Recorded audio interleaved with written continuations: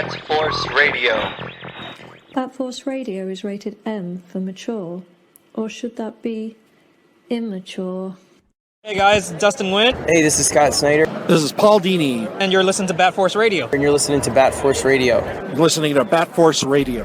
This is Kevin Conroy, the voice of Batman, and you're listening to Bat Force Radio, so stay tuned.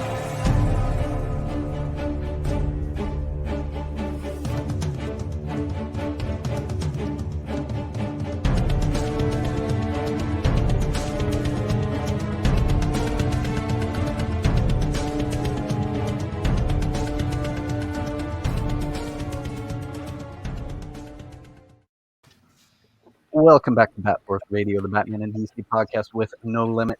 Fun one tonight. Let's get to it. We've got Tom in California. What's up, guys?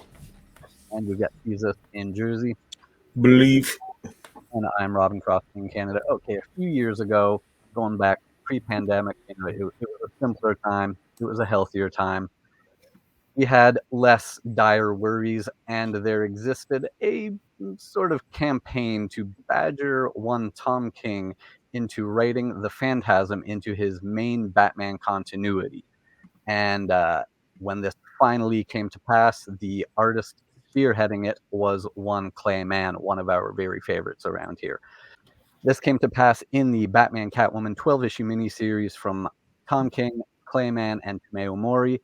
And fast forward to now, as of the time of this, we're looking at June 14th, we will be at the final issue 12 of the series.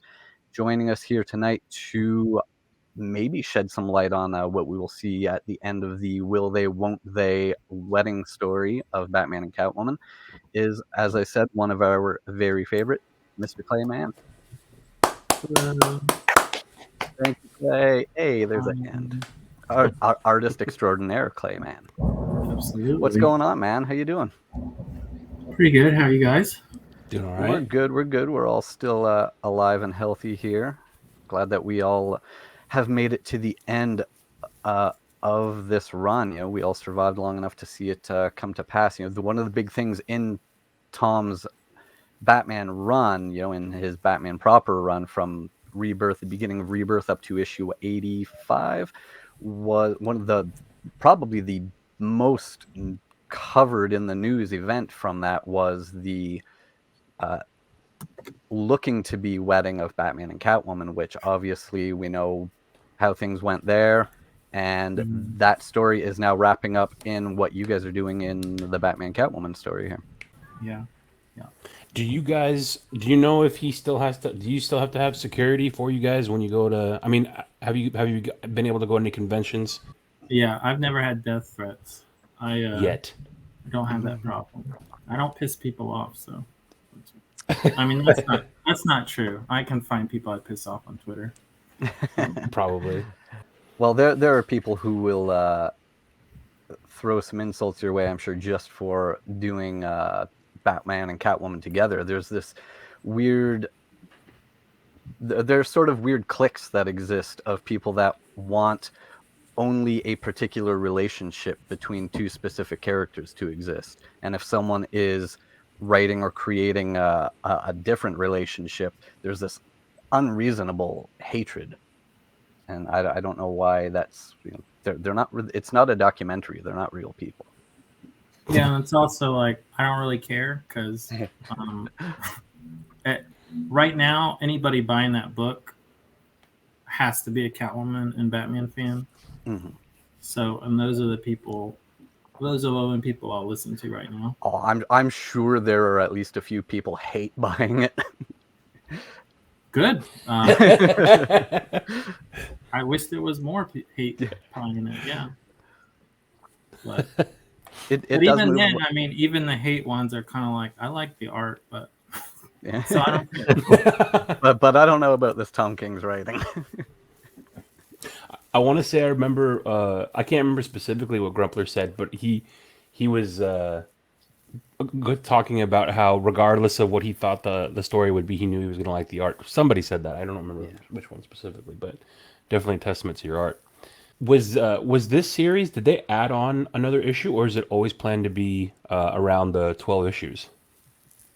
it was. I mean, I believe it was always going to be 12.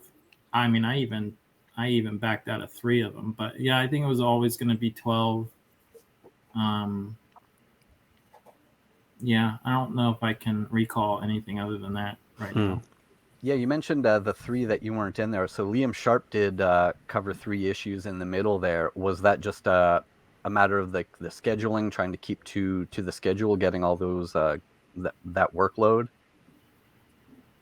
I mean, it was a lot of stuff. It was just a lot of stuff all at once, and I mean, get into the drama quick. I mean, other than there was a lot of personal stuff for me. There was also like I never was happy with the start of the book, and it kind of psyched me out because even when they announced it, I hadn't even drawn Batman 78 or 79. So like I still was drawing those, and it had a bumpy start with some talk with Dan and the wedding, and the 5G was going to happen, and there was a whole like you could. I remember because you guys know the 5G, everything was going to go forward. Originally, like the ending of the book, I think they were gonna get married and kiss, and then all of a sudden be old, or there was some weird 5G ending to Batcat, and then that got scrapped, and there was just a lot of back and forth, but yeah, there was. I mean, I'm also blaming myself. I was late, but also some personal stuff that I don't get into. But you know, we all have that, and it can affect your performance and stuff. And then on top of that, my contract ran out, and I wanted. Obviously, when you have no contract and you renegotiate, you want to raise. And I was basically told that I didn't really add value to the book, and it just really kind of hurt my feelings in a bit. And I just wasn't in the mood, so I was like, I'm gonna take some time off, and that's what happened. Wow, dude. Which is interesting to hear because as much as I was like refreshing my memory and palette by rereading every issue, went back from start to finish. And as much as I like Liam Sharp's work, nothing against him or his work, there was a definite shift in like, I mean, his art and your art are completely different styles. So there was a complete shift in like tone. And I remember while I'm reading it, I'm like, this looks cool, but like, you know, like I really loved Clay stuff that was leading into it. And then when you came back on it, that was awesome because it was like, yep, this is kind of where I wanted, you know, what I wanted. So to hear that they said that about your art, number one, I don't know, I think I don't speak alone when I say they're batshit crazy for saying that out of their minds because for me at least, like it was one person particularly. I don't even think they work there anymore. I don't know how much they represented DC at the time, but like I don't know. It was kind of like I feel like I bust my hump and I try my best, and it was a little soul crushing because I mean I really enjoyed DC, and it yeah, was man. just. It's funny though that the person who said this to you was most likely someone who no book has ever been bought because of them. So it's funny for them to say something like that, especially when like I work in a comic shop and I can say that is not true. People will buy a book because your name is on it. So Well, I was kind of like I'm gonna sound a little silly here and maybe big headed, but like I just didn't like that conversation with DC. So I actually like went and found retailers, and I picked some in California, New York, and here in Florida, and I emailed them, and I wanted to know sales. I wanted to know why people buy the book. I asked them to ask people who bought the book why they bought the book, and I felt a little better after I got their answers back. And I don't know, it was like I said, it was just a lot of things all at once, and it was just too much. So I bowed out. I needed a break. So, How did you feel when you came back? I mean, I'm still out of contract. I have no idea what I'm doing after this, and it's kind of it's. I had.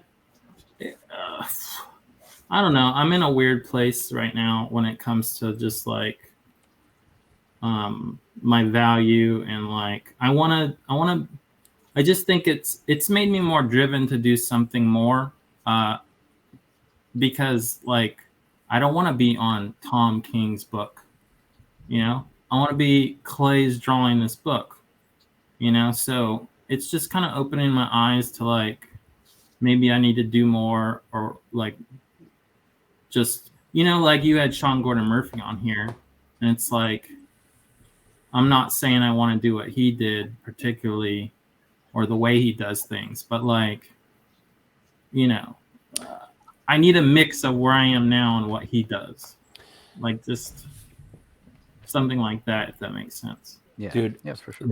And you also want to. It sounds like you want to have your own options too. Like you don't want to be like you just said, like pigeonholed to always support Tom King's writing, but also express yourself in ways where you're not limited to the opinions of a bunch of new people that don't even know probably what's really going on too. So Yeah, I mean, I've enjoyed my time with Tom, but like when DC told me, you know, I didn't really add value to the book, and they even like tried to throw me old numbers back on the City of Bane, and I'm like, the issues where I was drawing Bruce in Hawaii, like, of course they're not higher selling than the ones with Bane in it, but yeah, I was just like, and you know, I read reviews and it's like Tom King's Batcat, and I'm just like, I'm pigeonholing myself, and it's going to be the end of my career one day, and you know, I don't have that long to really, you know, I just Dude. need to do more, I guess, something. Yeah. just judging like by interviewing artists in the past year down to when Fabic was finishing Three Jokers, this has definitely been a common concern within the community too. Like we're seeing this whole shift within everyone, and to me, I feel like it's a sobering experience for you. But I feel like, unfortunately, DC is not. They don't have the interest in even their top tier artists, and they don't want to sign them for these long term deals. Like that's the vibe that I'm seeing. And I mean, I can't even get Marvel to reply to me. So it's like, I don't even, my value is just like, it's just, it is a crazy time. It's like a mass exodus of talent leaving both companies. And it's like, man, like this is so far from what made me a fan when I was a kid. Mm-hmm. Like I just don't know. Nothing's really making sense to me. Do you feel, well, I think something that I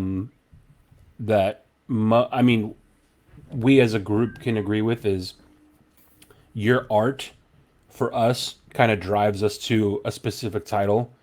You know, like I didn't necessarily like it when they split off the Batcat from the main Batman, but the fact that you were still going to be on it, I was like, I'm still going to read that then. You know, like that's still going to be a book I pick up because that art is freaking insane. And I think something you were mentioning about like your worth, like I think it's a good time maybe to prove not just maybe to others, but like yourself on like what you're actually worth, because you know, maybe this is kind of a great time to you were mentioning like, the last time we talked, you want to kind of do something with your brother. Like, Yeah. dude, like most these like pieces of saying like most of these artists who are fucking like rock stars, like you guys, like this is some of the best comic art like in history that we're seeing, because you guys are so meticulous and you're inspired by the really good stuff when you were kids, and so you're just like upping the ante every time. So we're cracking open these books just thinking like, oh my god, and then we're hearing like you guys don't have exclusive contracts, and we're thinking like, what the fuck. So maybe this is just kind of the universe saying that like it's time for you guys to do your thing. And I guess my question is, do you feel like there's anything else you want to do at a big two that is as important than doing something out on your own where you can feel maybe a little more free? Oh, 100%. I mean, I could pick if Marvel called me tomorrow, I'd be like, I'm a better artist when I drew X-Men last time, and I feel like I could really do good. Like I could give.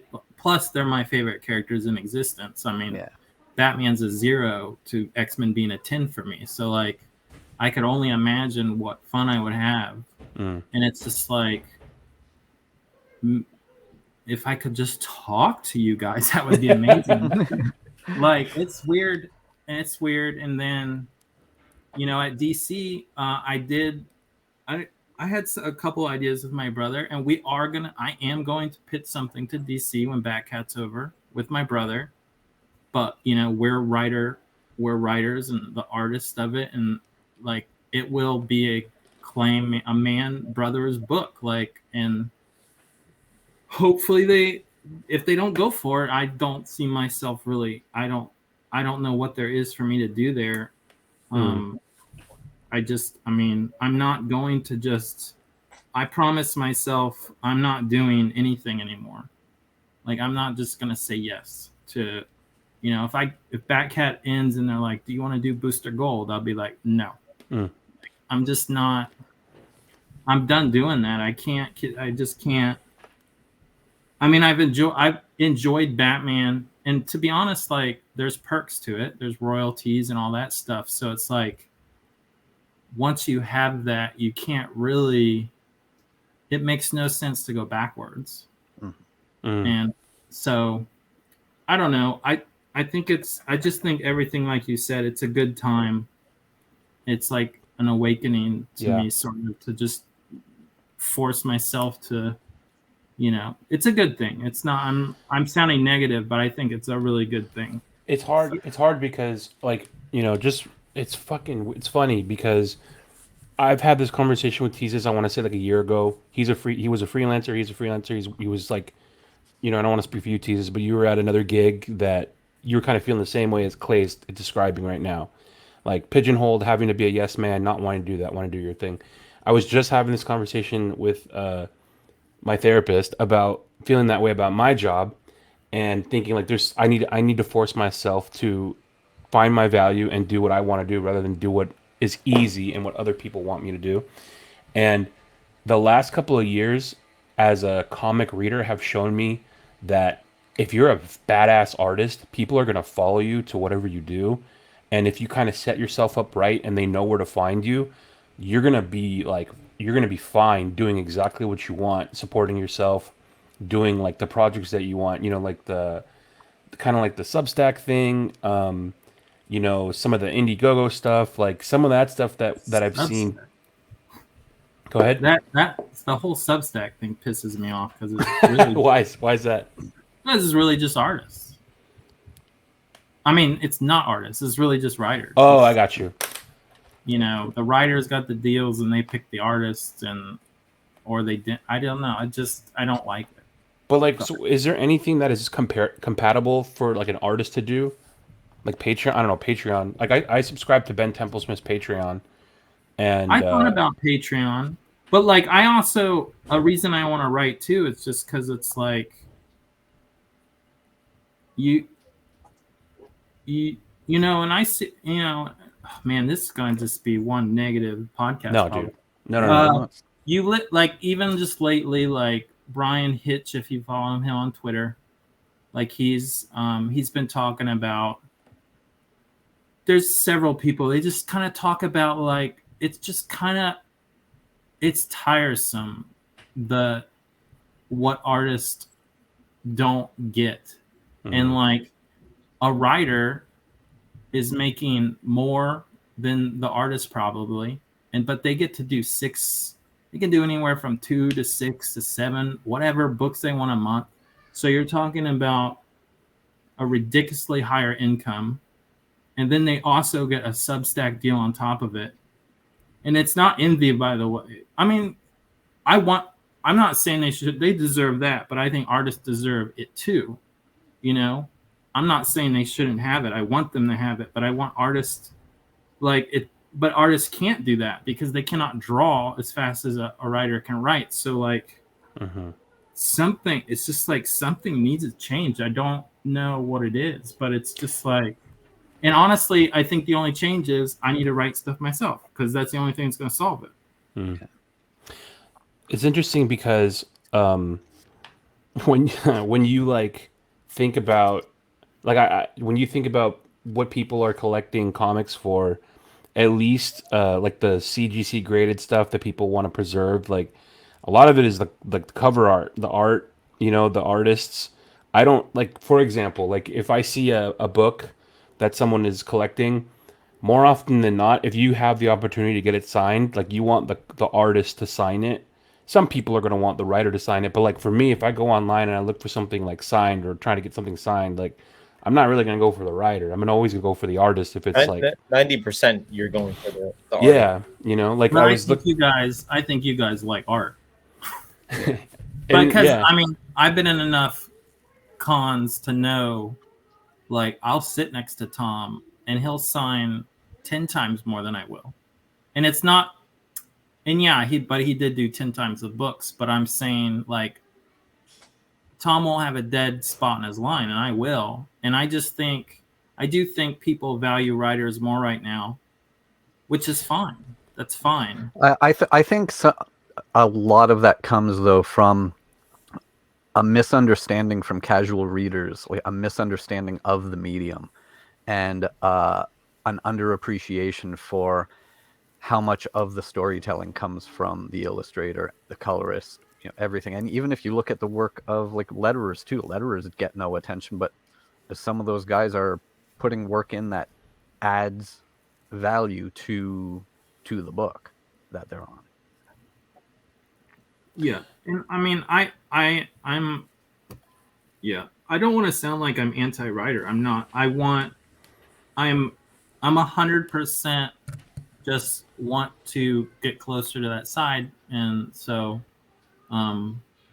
why can't artists do more like what Sean has done, Right. and then have a little bit of both worlds, and that's kind of what I'm more interested in now, just from my, the past couple years. Have you talked to Sean Clay recently about some of the stuff that he's been, or that he's, some of the conversations that he's had? I think he mentioned Zorro on your podcast. Yeah. I'm thinking, I'm talking more of like plans that he has that I don't want to speak publicly about it. It's more like you guys as creators probably talk about it. Have you ever chatted to him about that? Well, I was gonna say, I did talk to him before your podcast, and he told me about Zorro, and we did talk about things that I wouldn't repeat on here. Yeah, and it's things that you're talking about, basically. Yeah, a lot of people. I don't think it's a secret. A lot of people think Sean is kind of big-headed. I'll say that out loud. A lot of people do. You'll say that. Right, okay. But you can't deny that he's a hard worker and he's got good ideas. Like, he's trying different things, and I'm all for that. Like, yeah. I and not to speak for him, but kind of going off of what you're saying and a little bit what you mentioned earlier, what kind of hit me and reminding me of it was he's writing Catwoman, or he's writing and he's drawing Catwoman Lowly City. Cliff Chang. When he came on and we were talking to him about that book, one thing that he was asking us, he asked us a question, and I remember saying, I feel like DC isn't doing shit to advertise this book, and it's a really good book. Yeah. And very underrated. And not to jump in, I'm sorry. You could just tell in his voice that there was just an anticipation of, he didn't have a dial on how it was going to be presented or reacted to, because you could just tell he didn't have the marketing support. Yeah. And he was kind of walking in the dark. And to be honest, I'm kind of curious how the sales are going, because it's in this large format that it's not really designed for the average comic book reader, because it's at a higher price point of, let's say, what, $8. the average guy is not going to pick that up unless they really know what they're getting into. Well, I mean, a book for $5, you know. When they were launching that book, I heard a lot about it, or I was interested because I saw the covers and stuff. But yeah, I mean, DC will just hate me if they listen to this. But yeah, they have a huge problem. I think all companies do, and it makes no sense to me because advertising for them is free. They will tell you a book's coming out, and they'll pimp it some. But then, like for Batcat, it's 12 issues. They don't talk about it from issue 2 to now. They don't talk about it. Like imagine like a TV show having like, I mean, I just saw advertisements for season 4 of Stranger Things. I mean, just imagine them not saying anything and leaving it up to a customer to just find it on Netflix. Yeah, they just advertised season 1 when it came out, and then they didn't advertise the seasons after. Yeah, it's like just why? I mean, for example, like Batcat 12, they do get married, right? Yeah. They do. It's not a joke. They're getting married. But like I did reach out to DC because I had a retailer literally DM me and was like, after the whole thing with Batman 50, I know you can't tell me, but like, can you point me in a direction because my fans will want to know and I need to order. And if I don't order and then they do get married, I'm gonna get in trouble. And if I over order because I think they're getting married, then not again. And I'm like, they're getting married. I was like, they're getting married. And I reached out to DC and I told them that, and I'm like, can you maybe just like, do any advertisement on this at all? And the answer I got was, you and Tom are doing fine. Fuck. And maybe I think maybe they'll do something down the road, but for now, Tom and I don't get paid to advertise. But like, you guys are the ones that are doing it all. Like everything that I see is you guys on social media promoting it, or retweeting. Well, that's what social media has turned into, is us having to push our own products. And then we're having to worry about like saying or doing something innocuous and it being turned into something that ends your fucking career. Yeah, and I mean, I don't really like social media, and I'm actually pretty quiet on it. And the only thing I use it for is try to pimp my product. Mm-hmm. But like, since I don't use it a lot, I also don't gain as many followers. So it's like, but DC has millions of followers. Can you just? What does it cost DC to tweet a picture? And then to say, the wedding's coming, Batcat 12. Mm-hmm. What is that? 5 minutes of someone's time? I don't understand. That they already have a person running the social media anyway. Well, it's frustrating because you mentioned the Lonely City, and it's like, I want to ask you, is it over? And if it's not over, that's really sad because I have no idea. Like, no idea. There's 3 issues out. Is it over? No. I feel like it was delayed, right? Am I wrong? Yeah, I think so. Yeah. A lot of shit's been delayed for various reasons, but yeah. And then like another thing, just as like just being like a Tuesday/Wednesday warrior, I go to my other comic shop to try to find variants, and what I noticed with Batcat is, like you said, there just wasn't this like scheduling and this awareness of when it's coming out. And a lot of times it's like, I hate to say it, but I feel like instead of advertising, they just want to have like Jim Lee do a cover and they'll guarantee sales, like I'm not going to get it. Like I'm always going to get the A cover, but if Jim's on it, it's like a no-brainer, like to me, it's a little gimmicky, but Jim was on the covers.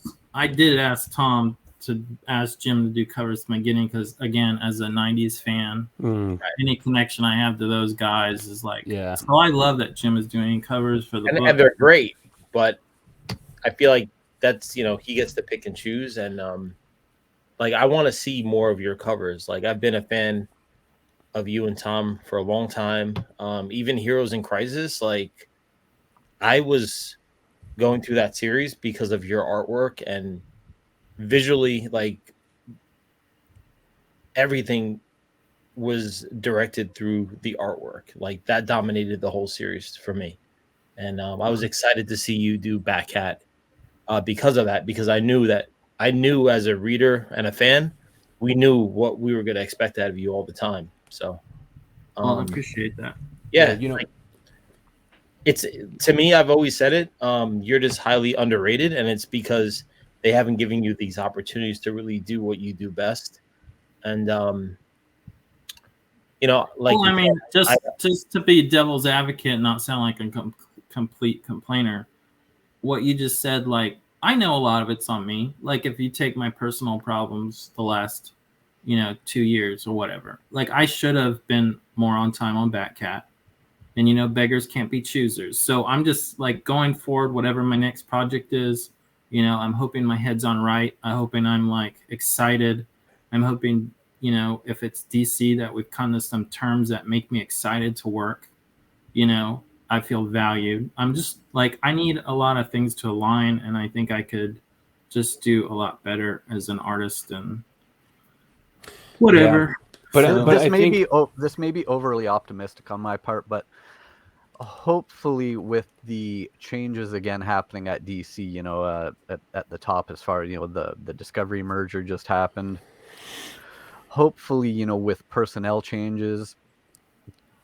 Yeah, I'm hopeful. Everybody knows the 5G thing didn't go through, and thank God. And I don't know anyone who wanted 5G to happen when they heard what it was. And if the person who told you that your work doesn't add value had any part of the 5G thing, then we can see how valuable their opinion was, because nobody wanted that to happen. And furthermore, if Clayman's art does not add value to a comic book, then why is a major Hollywood movie taking obvious inspiration from your work in Batman comics? I don't think they did. I don't. Yeah, you see that? So I see it all. You don't think they did, Clay? You don't think they did? Okay, well, one, if I could look, I'll tell you off the start. Unlike Sean, who I listened to, I was pacing in my head before the movie came out. I would have died to have my name at the end of that movie. Yeah. Like, I would have wanted nothing more. And like, not over and over, not movie after movie, because then it's getting old, and then you want to see a little paycheck. But like, I'm still a fan, so yeah, I would have loved if they actually took that stuff from me. But like, man, I even sat down and tried to do the math of when I drew that, when they started filming it, like when they were announced, and I didn't create a silhouette. I want to believe that's me. I think it's coincidence. And also, when you watch the movie, it's not that orange. So if anything, I think maybe they enhanced the pictures. I think you're being very nice. Well, I don't have the ego to say they took that from me. I'll say it. Yeah, I mean, well, I went to the premiere in New York, and I sat one seat behind Jim, and even they had already listed the thank yous online, and I wanted to be on the list so bad, but I wasn't. So I just don't. I think it's coincidence. Silhouette. There's a lot of coincidence. I'm going to respectfully disagree and say that your name should have been in those. Well, yeah. I mean, I wish. There had to have been like these panels up on a wall somewhere. When they're talking about certain things, that I would think that it's just too close. Also, regardless of the time frame, we all know now that time is a man-made construct, and ideas they transfer and they correspond beyond space and time. So just the fact that you were already ruminating on this idea and these panels, you were already putting it out there and manifesting. I did do the math, and they could have used it because I drew those when Pattinson was filming when he was finishing Tenet. So they could have, and again, that's why I was look, the fans made me want to believe so much. I got this stuff on Twitter every day. Mhm. And I'm just like, please, please, please, please, please, please have looked at my stuff. And They definitely did. And it doesn't even stop at these ones that we're looking at here. We talked about this before we started recording.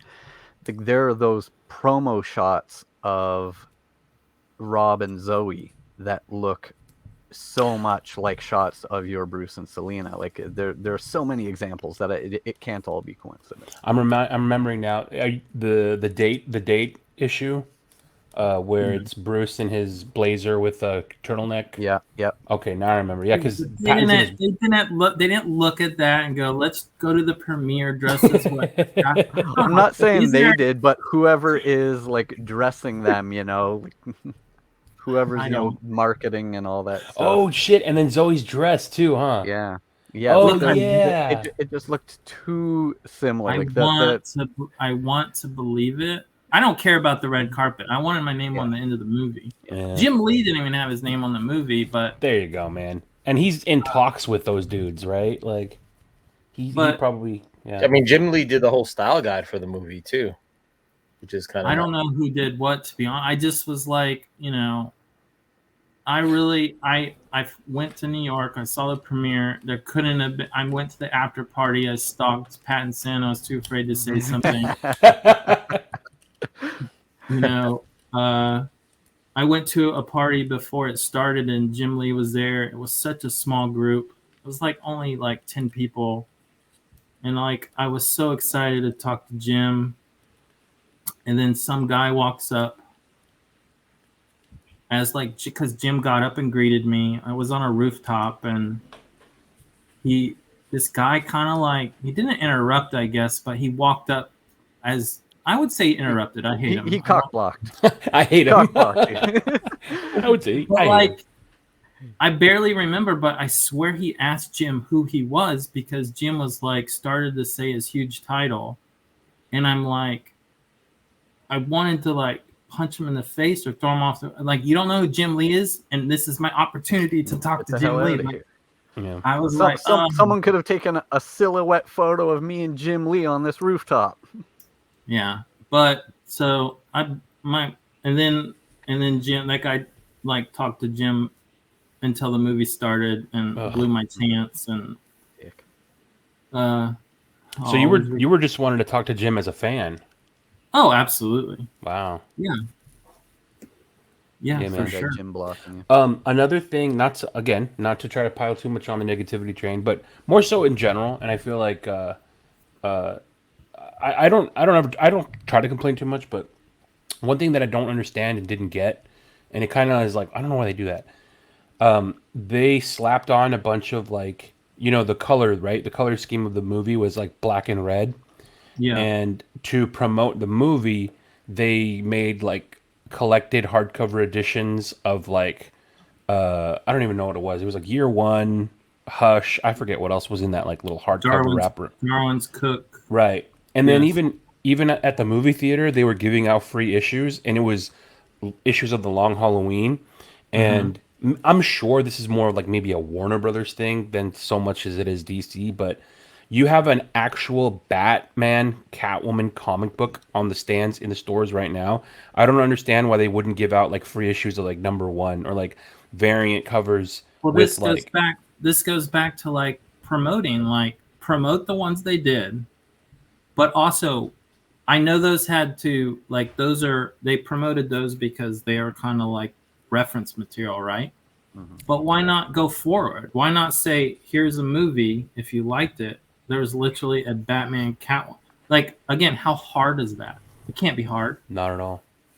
And they don't have to give them out of theater, but like, so I was a little salty. Like when they were doing the ads for the Batman and they're like only in theaters. I did a couple tweets where I like not only in theaters, like also in comics. Yeah. And I posted, but then they did add to the end. I think they caught wind of it by a few people complaining or something, or just someone changed their mind, because they did add on the end of the preview those comic books, but it was like way later. I mean, they probably missed out on hundreds of thousands of people seeing that stuff. But Clay, I'd like to introduce the Trunkler himself, adding on to the stream. Trunks, to bring you up to speed, Trunks, we're talking to Clay Mann this evening. For anybody else who's maybe just jumping on, even I don't know why I'm saying that because this is pre-recorded, but I think this is a Trunks imposter. I don't think That's what I suspected too. Yeah. Willie Trunkler. Oh shit! It isn't Trunks. This is a Trunks imposter. Reveal yourself. That's what she said. God damn it! It is an imposter. I thought it was the real deal. Yeah, no, I could smell an imposter from a mile. Okay, well, Willie Trunkler, we're talking to Clay Mann right now. He's talking specifically about how, for example, the Batman came out, and the books they decided to promote during that time were, 20, 30-year-old books. Okay, they did add influence to the film, but a lost opportunity was maybe handing out a free issue of Batcat to drive people from going to see the movie into the movie theaters. Your thoughts? I think it's a good idea, bloke. Oh, really committing. Maybe it is the Trunkler. Yeah, but no, Clay, I think that we're definitely hearing you on a lot of these things. We try to be like positive, and we try to like. I need to be positive. I literally look at this piece of paper I have here. I need to be positive. I'm not. I have a lot to be positive about. I do have a fault. I will critique things before I say anything positive about them. Yeah, but I think that's just like the nature of an artist. Someone who is constantly creating and being critical of their own work. That's just kind of the lens that you see the world through. But I agree with you, man. I think we agree with you. Overall, in general, the ball has been dropped, specifically with comic artists and not holding your guys' weight properly, and just kind of letting multiple comic artists who we feel are great kind of just slip through the fingers. It's kind of insane, but I think, like we were saying before, if you're going to test the waters, I think it would be a good time to see who's going to follow you where. Because your art stands on its own, man. Like, you don't have to worry about people questioning that. Maybe you got to, like you said, maybe to prove to yourself, flexing your writing muscle. That'll be the fun challenge, I think. Yeah, and I mean, I would hope it could be. I want to stay at DC, so I'm hoping I can do something there. Well, I don't want to. Obviously, you have a pitch ready for your brother for DC, so you don't want to give that out because you want them to hear it first before someone else steals that idea. But hopefully, they go for that. But let's put that one aside. If there wasn't that one that you were pitching and going for, is there any other character that you feel would tantalize your taste buds to kind of try out at DC? Yeah.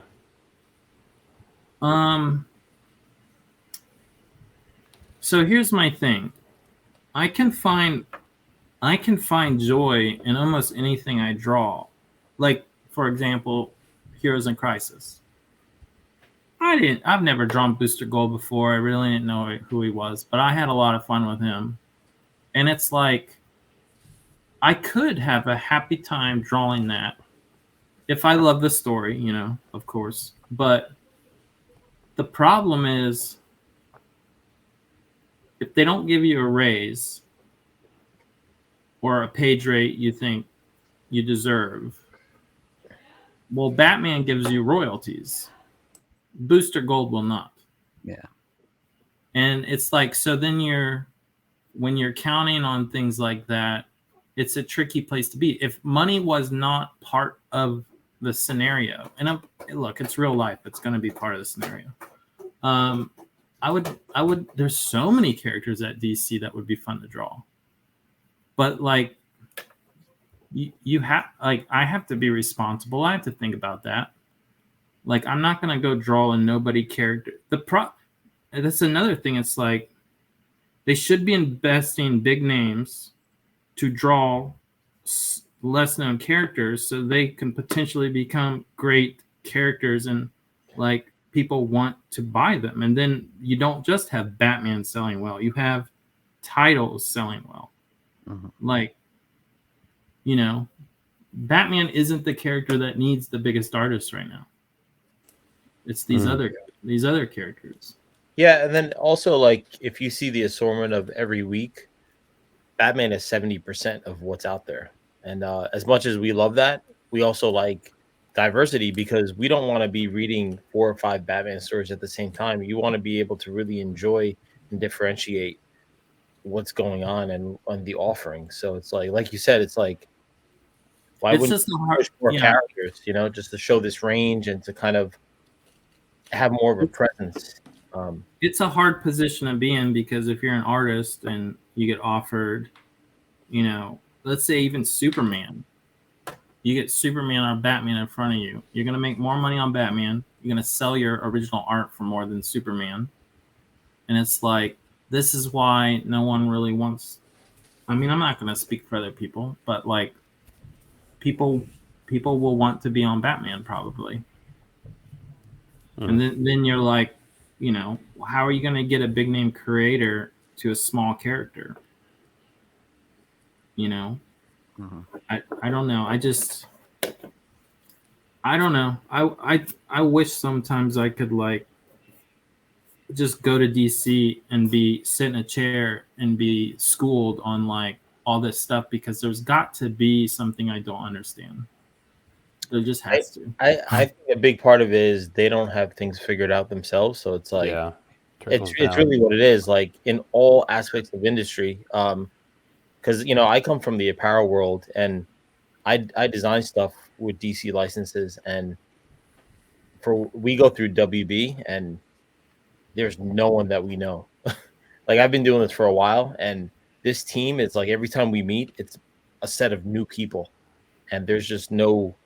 It's not how it used to be. You used to know people for years, and there's just they're treating this. Even with the merger with Discovery, they're treating this like they want this to be ultra corporate, and to me, comics are not it's very secondary to them, and they want to hit that $1 billion with the movies, and it's all about streaming services and just trying to keep up with Marvel and just it's all about the movies to them, which is really shitty because comics is what brings in new fans. Like movies always compromise because they want to kind of sell tickets, but comics is what keeps the people here. And another thing, bloke, is how now they're charging $6-7 cover price for a book, and minimum, yeah. I don't know if that's by design or what, but I just don't understand how these young blokes are not getting priced out these days too. I could think maybe that's why half the titles are from the big bad black, the big black bat. So I don't know. It's food for thought. Yeah, it's getting tougher. I feel like people are not. I feel like they're almost blocking comic shops out. They want it to be mainstreamed. But how can an average Joe afford 5 Batman comics a month at $7 a pop? Yeah, sometimes they're asking too much, not only in price but in schedule. Right. I don't have the numbers handy. I can't give a percentage, but we saw so many people drop Detective Comics when they were doing it weekly. Like there was just every week there's Detective Comics, Detective Comics, Detective Comics, Detective Comics. People are just dropping like, oh, it's too much. Yeah, but like, I mean, if one guy buys a weekly Detective Comics and 3 people drop it, or 2, I mean, they'll make more money still. It's crazy. I don't know. I miss so much of like when I was a kid and you had a month to like talk to your friends about an issue, or like wonder what was going to go on, and it just felt, it was nice. That wasn't a burden. And now it's like you collect Batman, it's like 2 times a week. Like, yeah, I mean, and it's not only with Batman. We can't act like it is. Like the same thing happens over at Marvel too. Like we had 3-4 years where there were no X-Men books, and then they brought them back with X-Men Blue and X-Men Gold, and then there's this X-Men, and then 6 different characters get their own solo book again, and it just asks too much of people. And you can see that, as particularly when you combine it with the increasing prices, people stop buying things. Yeah, or they're also like inspired just to wait, right? So it's like, let's just get the trade, so everything's complete and it's a little more affordable. But I think just for Clay, seeing guys like Sean and maybe Jason, and we've seen it with Scott Snyder, like they've shifted out, and it's all about going independent. And when you have that talent that you have and that will to write, if you do your own Kickstarter down the line, a small project, I know that people will really back you up, and they'll allow you to be ultra creative and to give your best to a book. And that's what we want out of you. And to me, that's where I would love to see, in a year or two, we're having this conversation and you're doing your own thing on the side. I know us as fans and in our community, they're going to back you up on that. So, I think it's something you should consider instead of just waiting on guys like DC that don't know actually what they're doing, Yeah, I appreciate that. It's scary though. I mean, yeah, of course it's growing pains, but you see guys like Sean, and Sean did his Kickstarter, and he's having longevity and success, and he's able to like lean on companies like Image. Like once he's had his personal success, he can kind of take it to the masses after that. But it's a new wave. It's like it's the shift of how CDs went from MP3s. Like it's happening within the past year and a half. And it's happening to comics because of that longevity. Clay, I see that your camera's pointed downward. I'm assuming that's like so we could see, like if you're drawing, we could see what you're drawing. Do you like stream anywhere? That's actually, I'm pretty ridiculous, and I taped the box, so it's actually not pointing down. So what? Wait, what is it that we're looking at? It's a FedEx box sitting straight up. This is like vertical. Okay, it was an optical illusion. So I thought that's where my paper would be, like way down here. No, I thought. Got it. Have you ever thought about like streaming? I thought about doing a Patreon recently, but then, I was trying to get my brother to help me with it, and then him run it, and I supply the content. But it's just on my list of things to do. Dude, I think that once you see that success with like your own independent like thing, it's just gonna make you hungrier to keep doing that, because the thing that you have that like writers don't is that you have the ability, and I don't know how much you're allowed to show, like when you're in the moment drawing things. I know you could probably tease certain things, like obviously it's going to be a Batman book, so you could probably show yourself drawing a Batman or a Catwoman. But like writers, no one wants to fucking see them sitting typing out words. But artists, like people will join your stream to watch you draw and watch your process. And the reason I bring that up is because unlike a writer, you have the ability to build a following based on just your craft and them wanting to watch you do what you do. Yeah. And like the more time you spend doing that and building your audience that way, they're going to follow you wherever you go, and it's people are doing it with literally everything, any kind of task or whatever they can do. People are creating these little communities of their own fans, and then those people then will follow you to any project. And David Finch's YouTube channel has gone crazy. Yeah, YouTube. I just actually watched one of his videos. What was it? Killer Croc. Yeah. Oh yeah. Yeah. Dude. It's cool. That's another cool thing, is seeing someone expanding, because we've seen Dave's work for, it's been a couple decades now that he's been working at the big companies, and we've seen him paint things before. Like, everyone knows that Brightest Day cover that he did, the White Lantern Batman.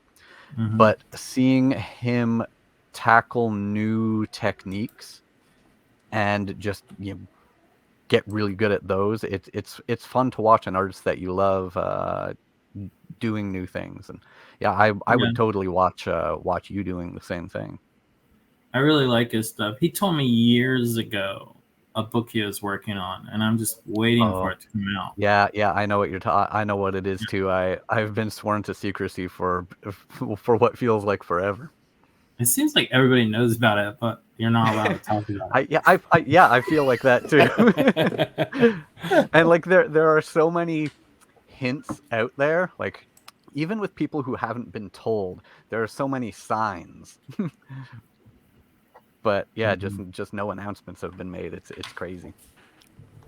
Yeah, any video based platform, YouTube would be good. YouTube's okay, but something that like Patreon allows is like your feed every post has a better kind of like it's more user friendly to build community and like connect. YouTube isn't as linear as like a Patreon, and I'm trying to think of maybe something else that would be similar. But like if you stream on, was that? We can't understand something robotic. Yeah, but yeah, like Patreon, you can like stream. You could use a different like you can send a link for like a video stream, and then they can join doing that. And then in your Patreon, you can make a post, and then everyone can comment under it. Then you can communicate back, and that kind of thing. So like, you don't have to worry about social. Go ahead. Yeah, I've been looking at them, and I've been looking at a few people's Patreons. It's just like, I'm an idea guy. I need to follow through on some stuff. So, yeah, dude, and you're like, it's a very silly comparison, but you guys are kind of like artists, comic artists, or almost like professional wrestlers in that I can pick up a comic book, and if I don't know any better, I don't know how much time is put into the panels and the pages, right? Mhm. And if you just turn on the TV and watch a wrestling match, you just see two guys like duking it out. You don't realize like the travel, the waiting, like all the physical toll, and it's still real to me, damn it. Yeah, like I was thinking about, man, like comic artists are kind of like pro wrestlers because they're like sacrificing their body, and it really is. You guys sacrifice a lot, and you're doing things almost like in the dark and hidden away from us, and we get the nice, crisp, end result. But people really don't know how much you guys are really busting your ass, doing what you got to do. Yeah, and it's also like you guys make it look easy. You create this illusion that it's just so seamless, and I find myself when I'm reading a book, sometimes I have to slow down because it's visually so smooth. And to me, I'm like, man, let me slow down because I'm like, man, someone busted their ass to get all these panels done. Enjoy every little part, Yeah, I should start a Patreon because you guys would see how hard it is. Dude, like I erase so much. Like yes. I am envious of artists who, like, look, I'm not. People will say Clay's not fast, right? I hear that all the time. It's not that I'm not fast. I erase so much. Like I just can't. I cannot draw like that. Like you'll think it's funny. You think it's funny, but when I get in that mindset, right, I will literally I will draw for all day, and I don't mean 8 hours. I'll draw for 14 hours, and I won't get past like Batman's face because I'm just like I have to get it right, and I refuse to move on to something else because I'm so like it makes no sense. I'm paid to draw. I'm a professional comic book artist, and I can't draw a face. Like it's maddening. And how much of it do you think is it that you really can't draw versus it's just a battle in your own head? It's the truth that drawing is not easy for me. I'm sure a lot of it's in my head. I 100% can get psyched out because like if you give me something that I want to draw, and this leads me into like maybe Like, or if I want to draw or I'm inspired, I don't even remember to sleep. And it's so exciting to draw, and it's fast. But yeah, if I'm not behind what I'm drawing, or someone says I don't really add value to something, I can't get out of my head all that stuff. And it's like drawing is so hard. And I can't turn my head off when I draw either. So if I'm in a positive place, that's awesome. If I'm in a negative place, I can't draw. I will be drawing all day, but there's no result. If that makes sense. You mentioned before when we spoke to you last time that your art is so personal to you that you can even remember what you were eating, like when you look back at a page or a panel. Yeah, because it's my life. It's not like it's that personal. Not personal like I care about the art that much, but yeah, it's my that's I don't know if it proves it to people, but like that's like if I'm sad, all I will remember I was sad, and I'll be sad all day drawing it, and that's why I remember it. Like what? Yeah. So that's kind of what brings me to this question. What's the last time you remember being totally psyched out, positive and happy? And like, what's a page that you remember? Man, I fucking that day was the shit. Like, what's some like the last page that's out right now that we can maybe flip back to and see? something in Heroes in Crisis. Okay. Do you remember like what panel or what page? Just a couple things in that first issue. I was just so happy about drawing and had so much fun. It makes me depressed just saying that. Why? Because it's a long time ago. It's a long time ago. Yeah, but I think do you think you can replicate that like feeling? I think that's the key to figuring out how to replicate it. Oh, I already know. I know all the puzzle pieces that I kind of mentioned them earlier. I need some clay care. I need someone to tell me I have some value. I need to believe 100% in what I'm doing. And I think, I think those are all obtainable, but it's like I can't just have one or two pieces of that puzzle anymore. I need to be in a place where I have all of them. Dude, you are ripe and juicy and ready for like a Patreon. Like that's exactly what that would offer you. You're pretty much describing someone that needs to represent themselves and go in. Yeah, man. Do your own thing, or even like a crowdfund thing. Right. Yeah, you definitely have a big enough fan base that if you and Seth just decided to strike out on your own and do but I don't this like kind of thing on your own, and people would back you for sure. But I'm also like, I love comics so much. Like, I really think I could find that too at a big two. I just, Well, again, I have to say that that's some terrible talent management. Obviously it's a negotiating thing. It's about saving money to tell a creator that they don't add value. But Jesus, are you horrible at giving a pep talk to someone who is creating work for your brand? Well, telling them something so negative. That's hurting you in the long run. After they said that to me, I said I did go up higher on the chain. I said I refuse to talk to that person again. Good. And for being a dick.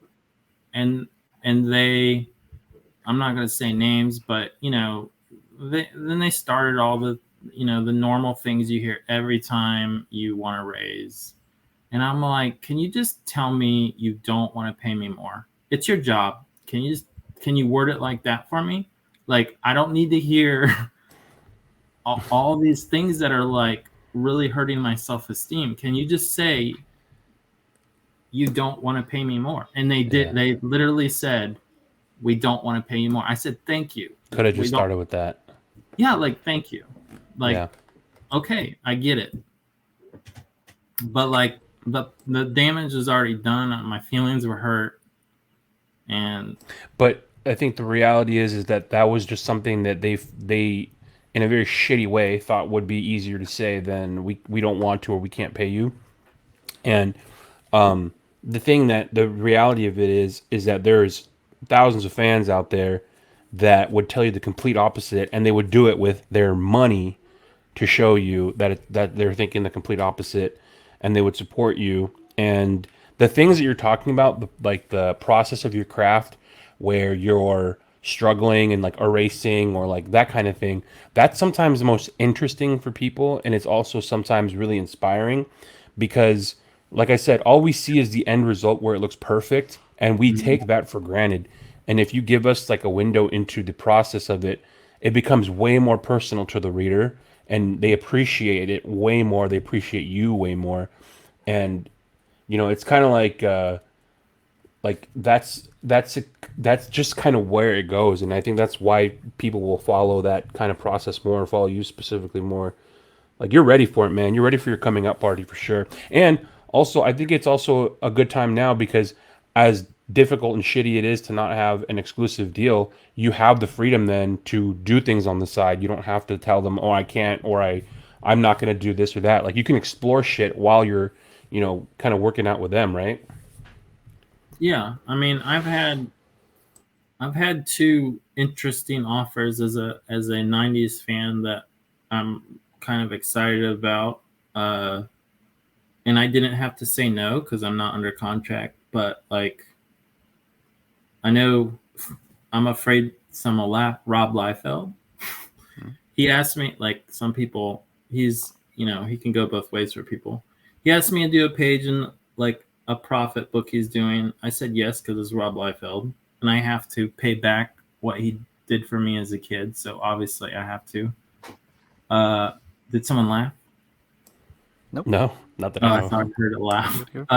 You're not the only person who speaks positively of Rob around here, and it's interesting for how much shit he catches online. I don't know if it's his personality, the way he says things he's saying, but he He's catches a rubbed lot me of the shit wrong way. online. But the things that I've heard from other comic pros, like specifically illustrators, I hear nothing but great things. I mean, his negativity towards DC has rubbed me the wrong way sometimes since I worked there, but also, like, if he didn't, I don't know. I mean, maybe I'd be where I am now if he didn't draw comics. But 100%, if you take Jim Lee out, Eric Larson out, Rob Liefeld out, I'm not drawing comics. So when someone who's a hero to you asks if you want to do a page, it's like, yes. And then Tom McFarlane asked me if I want to do some Spawn cover, and I'm like, have to, yes. See, that's another example of you adding value. If you do a Spawn cover, just like when Sean Murphy did one, I'm buying that fucking book. Your stock just naturally goes up because as a fan, you know that Todd has reached out to you and he respects you that much. Yeah. So I mean, he said if it took me, I haven't done it yet, but he asked me a while ago. But he says if you draw it in a week, I'll publish it in a week. If you draw it in a year, I'll publish it in a year. So I think the offer is still good. Nice. So I'm gonna do that as soon as I'm off Batcat. I'm gonna handle Rob's thing and handle Todd's thing, and I'm looking forward to doing something for myself as like my little kid self. Like, sounds fun. That'll be some battery recharging for you. Yeah, it's what drove you here in the first place. Yeah, that's awesome, man. I think you need to lean on guys like Todd because he knows talent. He knows. He's like, I don't want to say he's anti-establishment, but he's the guy that started all this. If it wasn't for him walking out, he wouldn't inspire guys like you and readers like us, because we're all part of the same generation. But Todd knows how to grow his business and his brand, and he doesn't need. He's grown so much that DC is still, as someone that has competed against DC, they're leaning on him to make product for them. Like, that's what's so fucking funny. I need to do his He's not cover. the So mouse around his finger. You know what I mean? Like I he's need saving to. their whole product line. You know?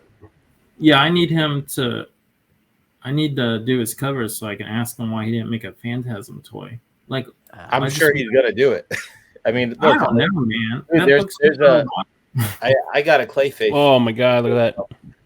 So if there's a Clayface figure, that means a Phantasm one can be done. I don't think he's anti-making any figure if you can convince. Like, I don't even know if you have to convince him. It's just like I don't think it's on his radar. I feel like I don't know who's responsible for that decision, but it's like, and we also need light up eyes as well. And I don't think he I mean, I don't think he's aware too much of what doesn't have a figure or what doesn't. You know what I mean? Like, I think he, like you said, it's just not as on. Maybe someone just needs to put it in his ear, and then he'll get excited about. Oh, and we got to do a Phantasm figure. Yeah, and not just figures, but since they're bringing the Batman black and white statues back, give us a Phantasm black and white statue. it's just like Ghostmaker has one, and I'm like, how does Phantasm not have one? Ghostmaker has a figure, or it's coming out. It's coming out very soon. I saw Jorge holding it. Dude, speaking of sick Great Ghost posters on the subway. I think that was issue. Yeah, I forgot what issue it was. It's funny when that story started. I wanted Grey Ghost in the. I feel like Sean and I chase each other a little bit. Yeah. Because we're both fans of that cartoon. But like, I remember because the Phantasm's in that book because of me. I had but that's as far as it goes with me. I had no control of what he did with her. Yeah. Well, you asked Paul Dini if it was okay, and he's like, yeah, why not?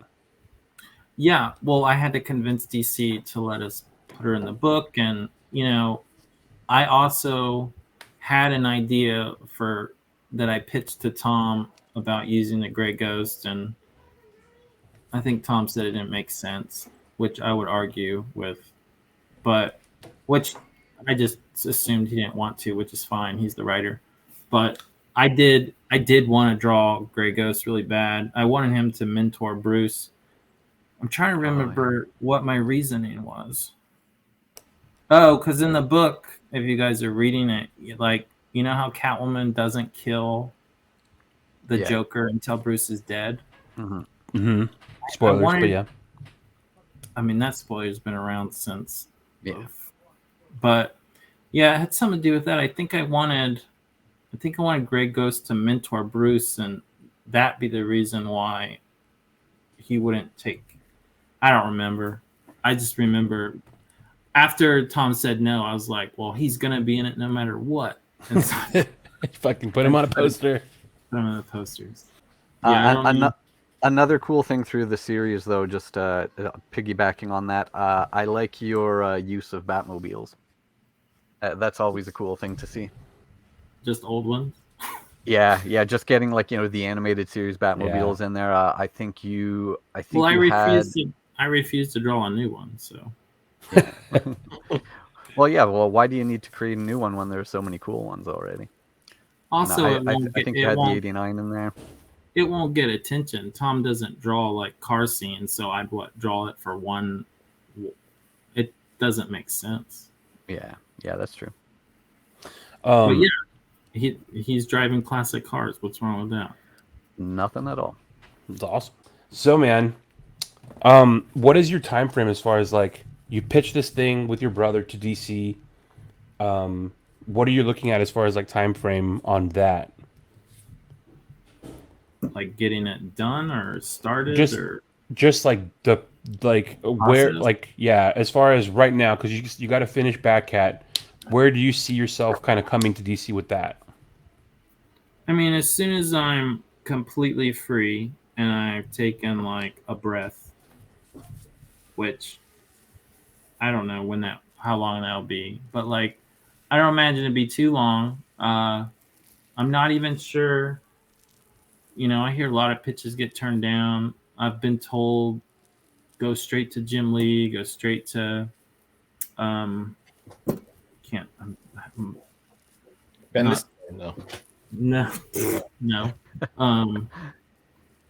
Man, Marie, just go straight to the top, or do I go to an editor? And I'm getting mixed stories on it, so I don't know what I'm gonna do. I have Jim Lee's number. Maybe I'll call him and be like, for 10 minutes. Call him up, talk about 90s X-Men, and forget to pitch. I'm not gonna fanboy. I'm not gonna fanboy. I just like. Oh well, I mean, I have my X-Men door poster. I'm waiting until I'm at a con with him because I will take it and I need it. Oh, signed. no way! Yeah. From when you were a kid? Yeah. Whoa, yeah. that's awesome. I mean, I'm still a fan. I just bought a Wildcats poster on eBay that he did. That's very sick. On my wall right now. Yeah, I mean, I'm a huge fan of those Image dudes. So. Yeah. What? Not to. I don't want to keep fucking bugging you about this. Like, what is it? What does it take? Do you need like more time, and do you need just like to have like a free schedule to sit down and do like the Patreon thing or whatever that might look like on whatever platform? I'm not looking to add things. I'm not looking to add work to my thing. So like, but I told my brother, like, I will give you 50% of whatever I make if you want to be like my boss and say, you need this, I'll give you product, I'll film something, I'll give it to you, but you do all the online stuff for me and all that. And I'm just kind of waiting on him. I mean, he's a school teacher, so he makes no money. So school break, isn't it spring break right now? Not here, not that I know. I think that's April. Are we in April? I don't even know where we are. Yeah. April. Yeah, we're mid-April, April 16th. Maybe it just passed then. I'm not sure. It's it's all over the place. Yeah. But no, it's kind of like I want to do it, but I got enough things on my plate right now. Right, so right. I kind of want him to do it, and he wants to do it. So we just need to come up with a little plan, I guess. Dude, when you do it, you have a built-in, you got a built-in street team to push it wherever you put it out on. So we're ready, man. I just need more than like 20 people, or I might hurt my ego. Well, I mean, if you just judge it based on the streams that we'll get off this episode, like that, that's a pretty good deal. We get surprised at who still listens to this shit. Like, especially like we'll put this up whenever this goes up that night into the next morning. We'll already have at least 200 streams on just one platform, and it's the middle of the night. So there must be people who like work night shifts that are happy to have some content to listen to in the middle of the night. And yeah, man. So they'll come check you out for sure. As soon as you have something out there, we'll blast it out and we'll reroute traffic to you. Well, I appreciate it. Yeah, dude. So we talked about it briefly, but you have this this Batman Catwoman comic book that's been running. We've got one issue left. We're 2 months out from the final issue, but what can you tell us about issue 12? They get married. Fucking right. So crazy. Like for real. Yeah, not the I don't want to call it the fiasco, but this was another thing. So issue 50, for everyone who was reading back then, issue 50 of Tom's run was super promoted as the wedding issue. And then because of how the story was always intended to go, they weren't actually getting married in that issue, but so much promotion was put into this is the wedding issue that there was a big backlash. But now everyone finally gets what was always intended to be the end of that story. Is we're seeing that finally happen now. And guess how much promotion it gets now? That's probably why. I think my editor asked if they actually get married, like DC. People have PTSD. They get married, but also it's not canon anymore, so maybe no one cares. Or canon, that's a whole nother argument. But, do you think that the canon thing, does that make it more fun, or do you not care either way? I don't care because I would never. I don't care about canon that much because like how. So you're telling me so Tom King writes Batman for like I don't know 80 some issues, right? It's canon. It's canon. Yeah. Then he gets taken off Batman to only continue his story, and now it's not canon to you. Like it just doesn't. It doesn't. Every time a writer switches on Batman, you might as well pretend the last writers wasn't canon anyway. If that's really your thought behind it, because everyone can just read. You know, Tom has Catwoman really, invested Bruce and Selena, but like Tinian takes over, and all of a sudden they're not in one day. Like it doesn't. I don't know. I don't care about that stuff. Yeah, but it's sort of like the next creative team puts a coat of paint over what was done previously. Yeah, and like you look back at all the stories that so many people hold dear, and it's turned into canon. I don't think a wedding will turn into canon because it's not. It's just not the same thing as like Batgirl getting shot, or or Frank Miller's stuff he's done. But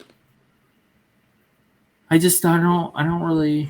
I think anybody who's reading it and enjoying it, it's as real as Superman can fly to them. So it just doesn't. I mean, it's just. I don't know. I don't see the argument really. Yeah, I think people wanted this to happen, and it gives redemption. Obviously, when it didn't happen, Tom got all this negative feedback on Twitter. So this is his opportunity to have that closure and give people really what they wanted. So I don't know. I felt like I had kind of mixed feelings because it was such a big event. Like at that time, I worked in Midtown, and I went to like Midtown Comics at midnight, and we thought this was going to be this whole big event, and then there was kind of word that it didn't happen, and then I remember I think the next issue was San Diego Comic-Con, and I met Tom, I met you there, and there was this whole vibe that like shit, like people were getting kind of pissed about it, like and this is I think this is an opportunity to make things right in the storyline, and at the end of the day, we do want to see that after what was it? It was almost 82 years. So yeah, I mean, I get the canon thing, but also yeah, like you said, you read Tom's run and you decided to follow it over to Batman Catwoman. That's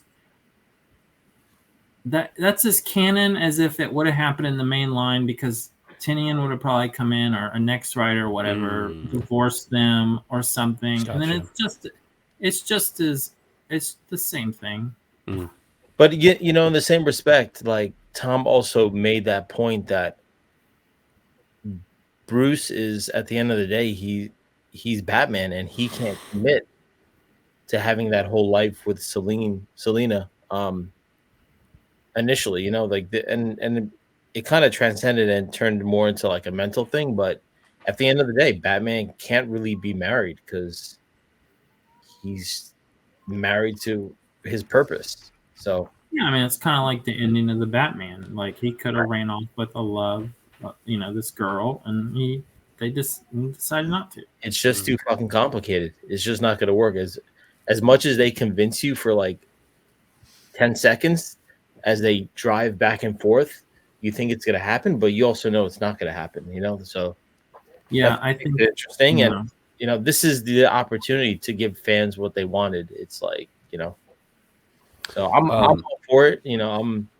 I was disappointed in the beginning, but there was the other side of me that said, yeah, it's not going to happen because that's just the complexity of the storyline and the relationship. So,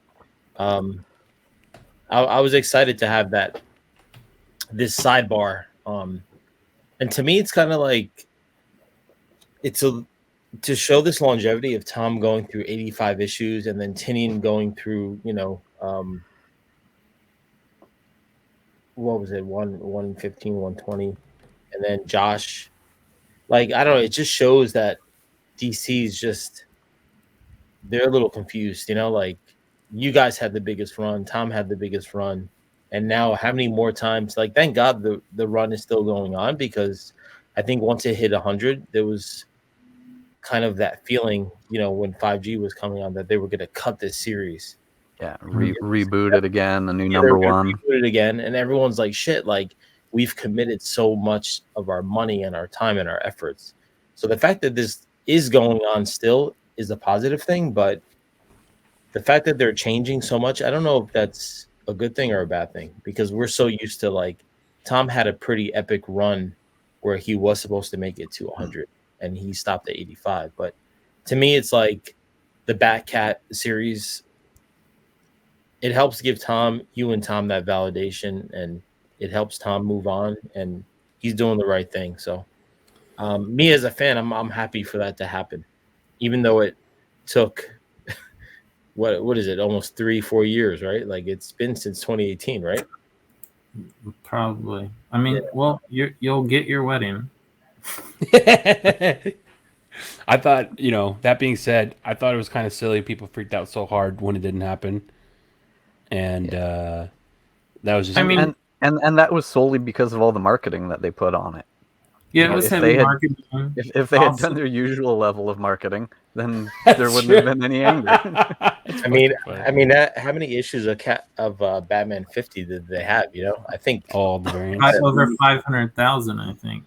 Yeah, I own most of them, so they didn't sell it, man. 50, like, they had every artist and their mother make 2 variants of each. I did pull every Jim Lee. I don't pull every variant of every book, but I did pull every Jim Lee variant of this book. So it gave us Jim Lee variants, which I think that was a good thing. I think so. That's one good thing that came out of it. Clay. What? Yes. If you look back at the Batcat stuff, what is actually? Let me go. Let me go around this way. We'll save the best for last. Teases. Who is the coolest looking character that Clay drew? Tease you. Okay. Teases. When you look at the Batcat stuff, who is the coolest character that Clay drew? Just visually. I mean, mine's gonna be so biased. I mean, it's definitely Phantasm, because we've been meeting, and the way that it was stylized, like, we've had him on before, and there was always talks about it, and for us to see it, it's like, shit, like, who's gonna do better than that? I'm looking at it on my screen right now, and I want to see a spin-off, or I want to see more of this Phantasm art, because it just looks fucking sick, and it looks updated, modern. I give ideas. Yeah.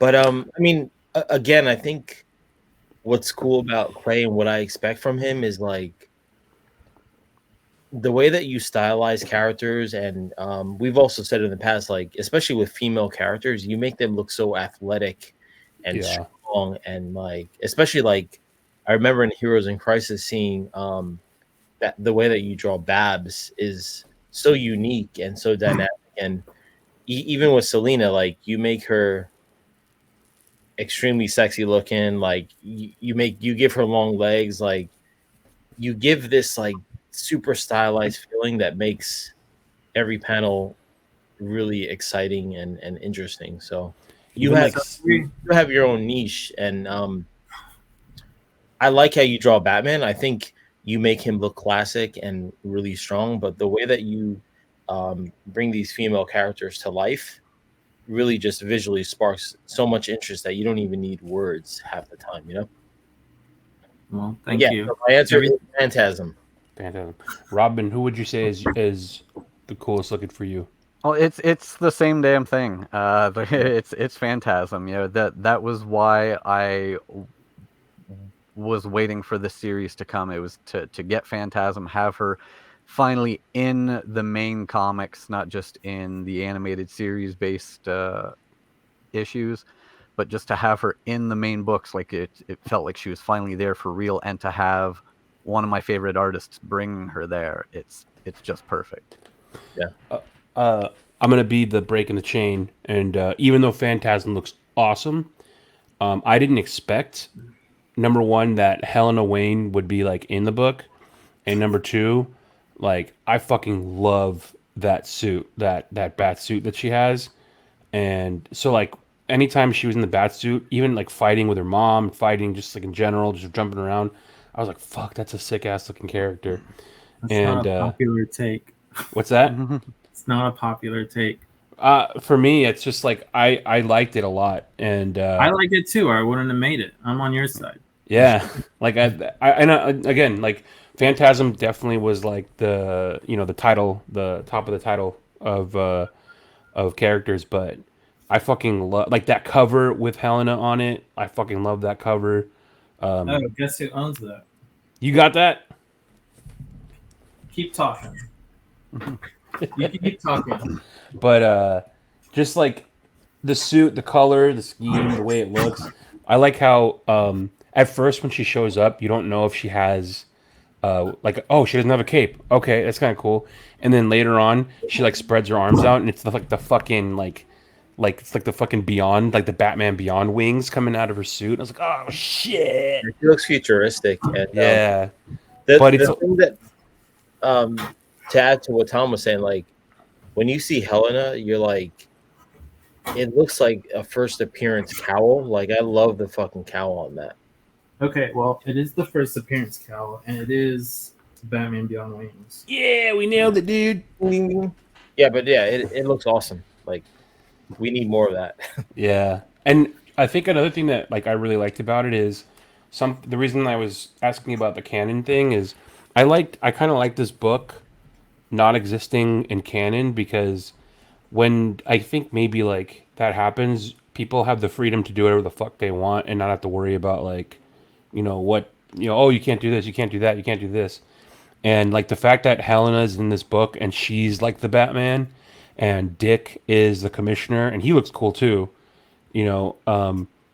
I love that shit. Like I love that like break away from the norm of canon and play with things and like seeing like fucking Helena Wayne in a bat suit, like seeing her with Dick, on the roof and she's like it's her fucking bat cave. That was pretty sick.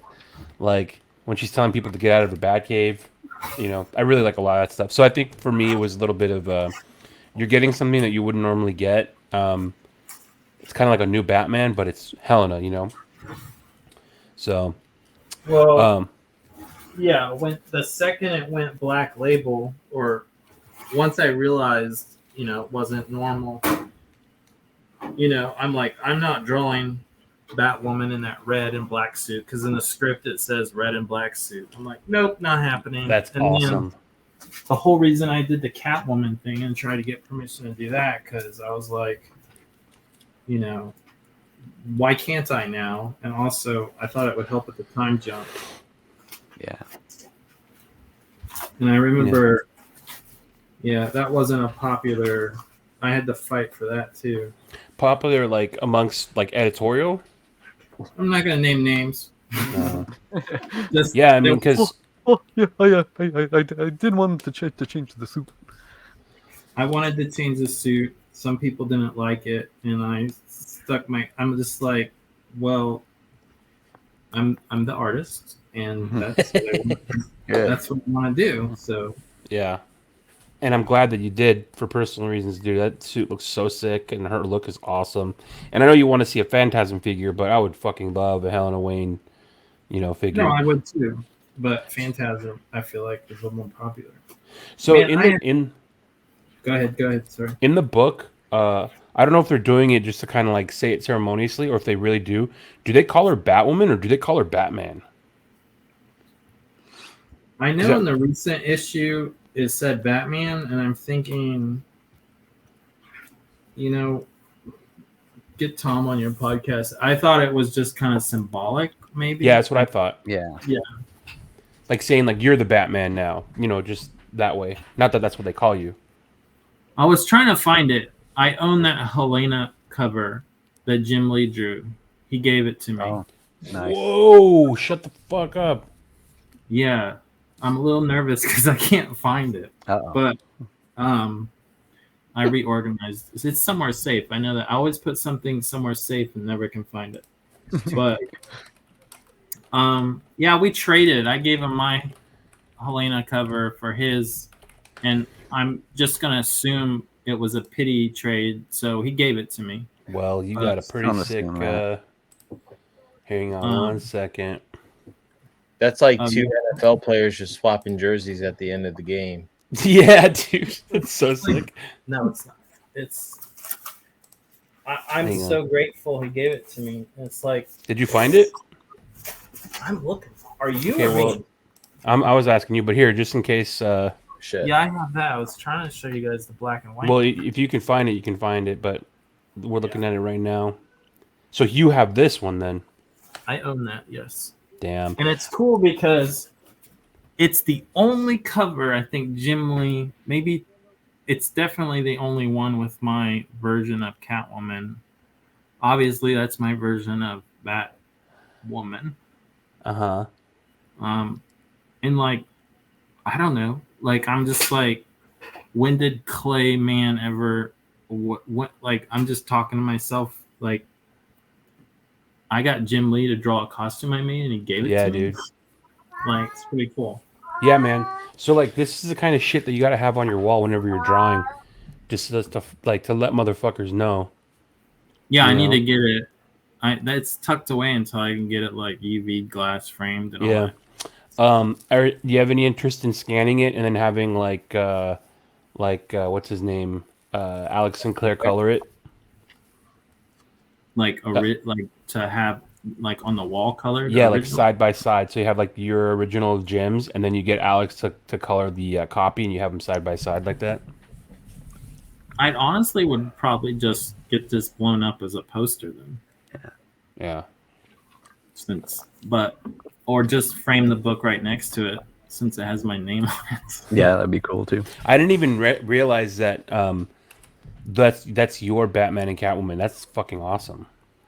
Yeah, it's like the only time. Yeah, now that I look at the specifics on Batman, he's got the bands on his thigh. Yeah. Yeah, because that's something that people criticize, like when DK3 was going on and Jim Lee did a variant cover for that. It wasn't Frank Miller Batman he drew Jim Lee Batman. Well, it's funny because he's doing your cover and he draws Clay Mann's Batman. One time. It's funny though because even on my covers, I'm like, well, Jim won't draw mine. Why am I drawing mine? Like I started switching to sometimes I switch to more well-known suits because I'm like, I think it will work. Like on the most recent cover 11 where there's it is a big ring behind them, which I don't think anybody notices, but yeah, I drew her in her black costume and I'm just like, well, it works better on this. So yeah, I mean, Jim Lee's drawing my covers. I don't care what he draws. I'm happy. So, but yeah, it was really nice for him to give that to me. It made me really happy. Yeah, it's a very cool thing to have. As you're seeing the Jim Lee variants come out, did you get a sneak peek at them early, or did you see him kind of like as Jim was sharing them online, or how did you see those roll out? A little bit of everything. Like some he showed me personally. Some he'd asked me, for reference for some things. Like probably when he drew this, I think he asked me to send him some of my drawings and then some of my editors would show me. And I mean, yeah, it was a mix. What would you say is your favorite one of the variants that he did, aside from I guess you just answered it, right? That's not my favorite. Oh, really? No, for personal reasons, yes. But like, just like,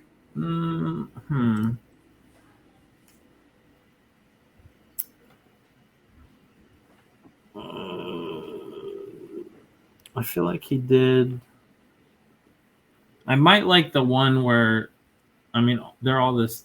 They all. If I describe it as Batman, Catwoman, and Joker, it's going to sound like all of them. It's.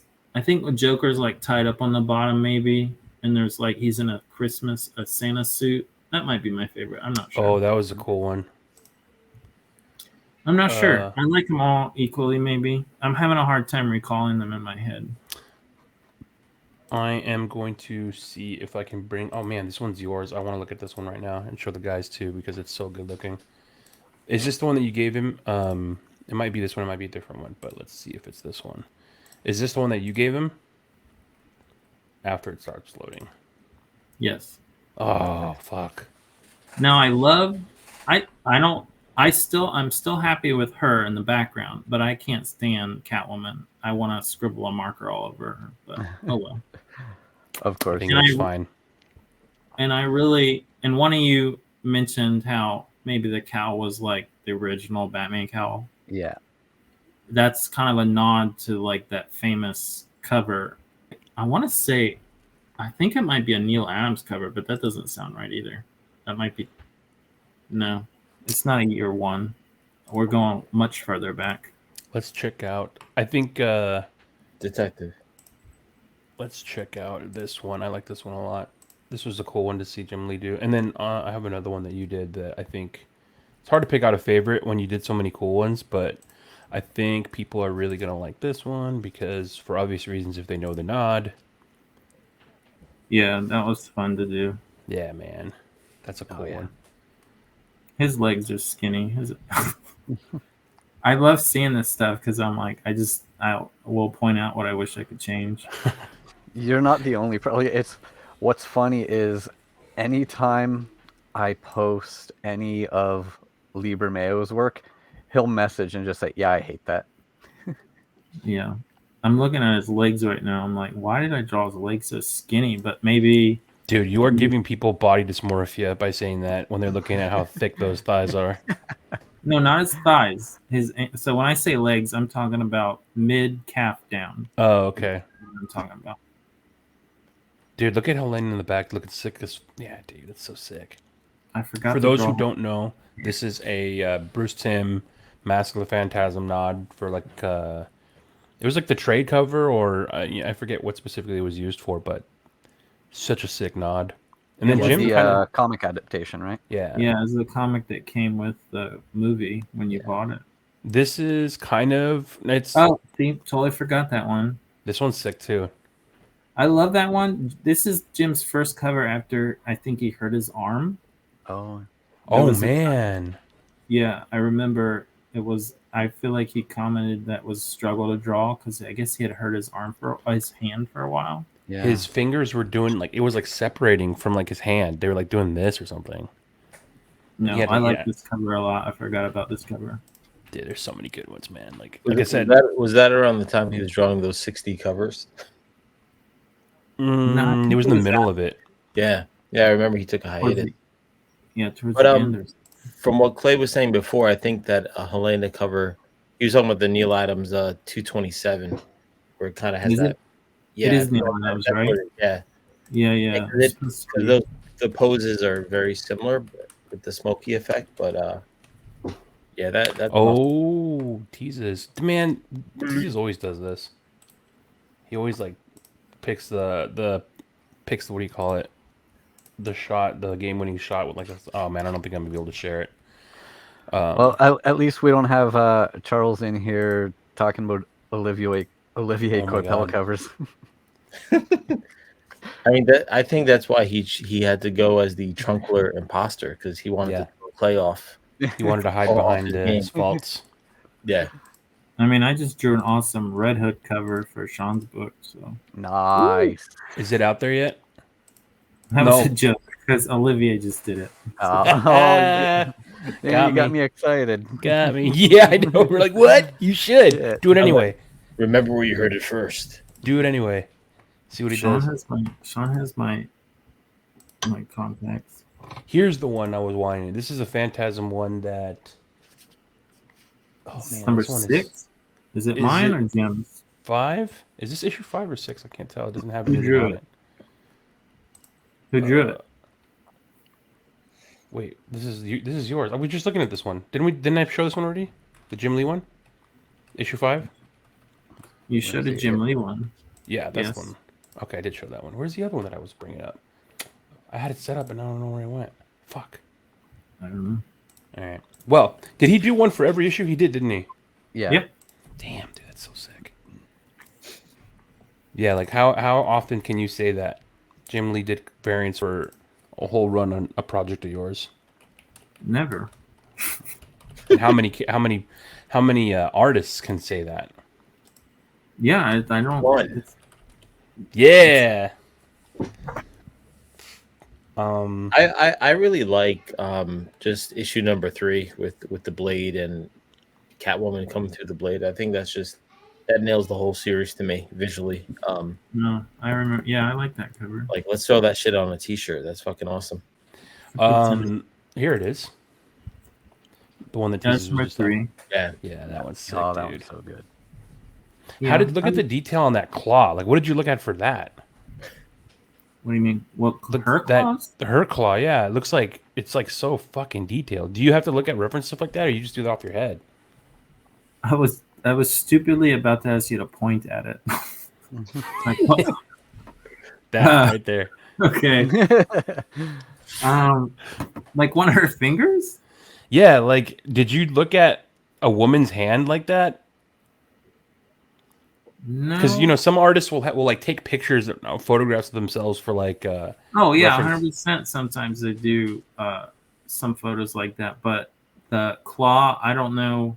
The claws I wouldn't know because no one has claws like that. Yeah, it looks awesome. It almost looks like, yeah, I don't know. I'm like, did you look at a fucking animal? Like that looks crazy. No, I don't know what I did.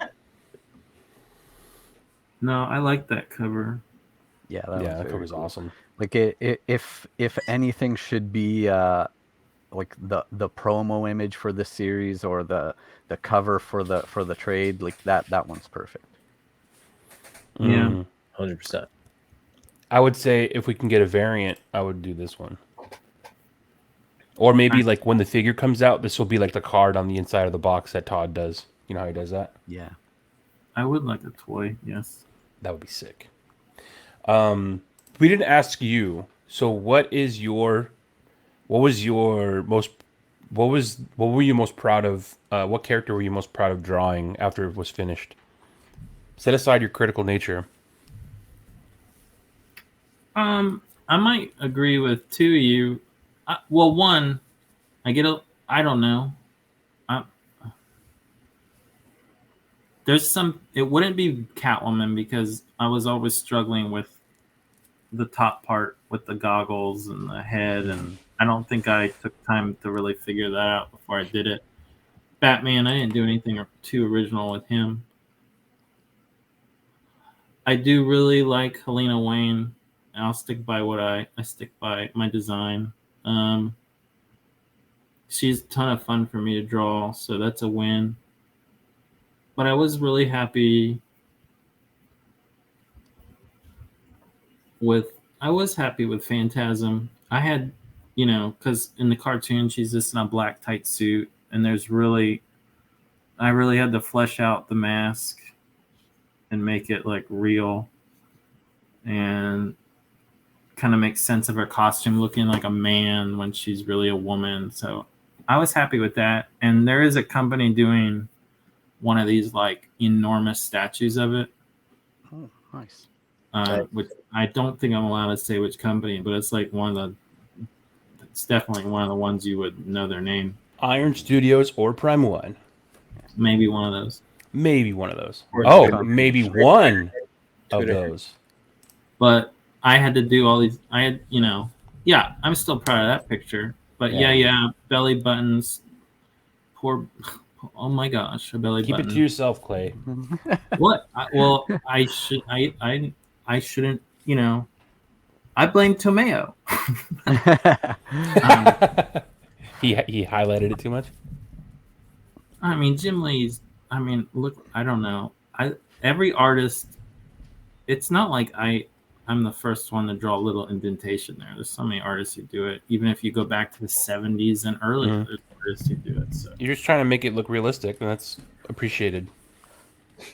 I love the creases in the suit. Like, it makes it look super skin tight, but also that she's definitely wearing a suit. Super rad. This, yeah, man, this is, I mean, if you ask fans, this thing looks badass, dude. That design looks so sick. And I like how, like, it kind of highlights the upper armor, too, a little bit. Well, people are like, it makes no sense because the armor's on top. And I'm like, I have so many, I don't know. There's a couple anime characters I grew up liking that have costumes like this, and also, police don't wear gear on their thighs. They wear it over their vital organs, and that's about it. So I don't know. I still like it. Yeah, dude, it's badass. It's very, very badass. I'm trying to find another one here, another example of it. Let's see if I can find it here. I like when people will complain about things like that, like details about where armor is worn or something. Oh, I don't think that's real. Oh, but they jump off roofs and swing from ropes. Like what I find annoying is they'll take my picture and then they'll redraw it and they'll add like the same armor I drew on her top, but they'll draw it on her legs and down her calves and be like, "This is how it should be." What? I'm like, no, because say that's how you want it to be, but don't tell me that's how it should be, because I made it. That's not how it happens. Yeah.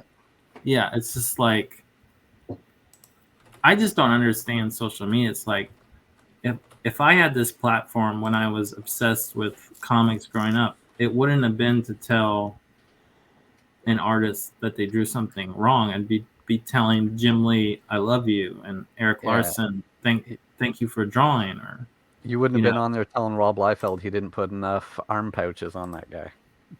Yeah, it's like, I don't.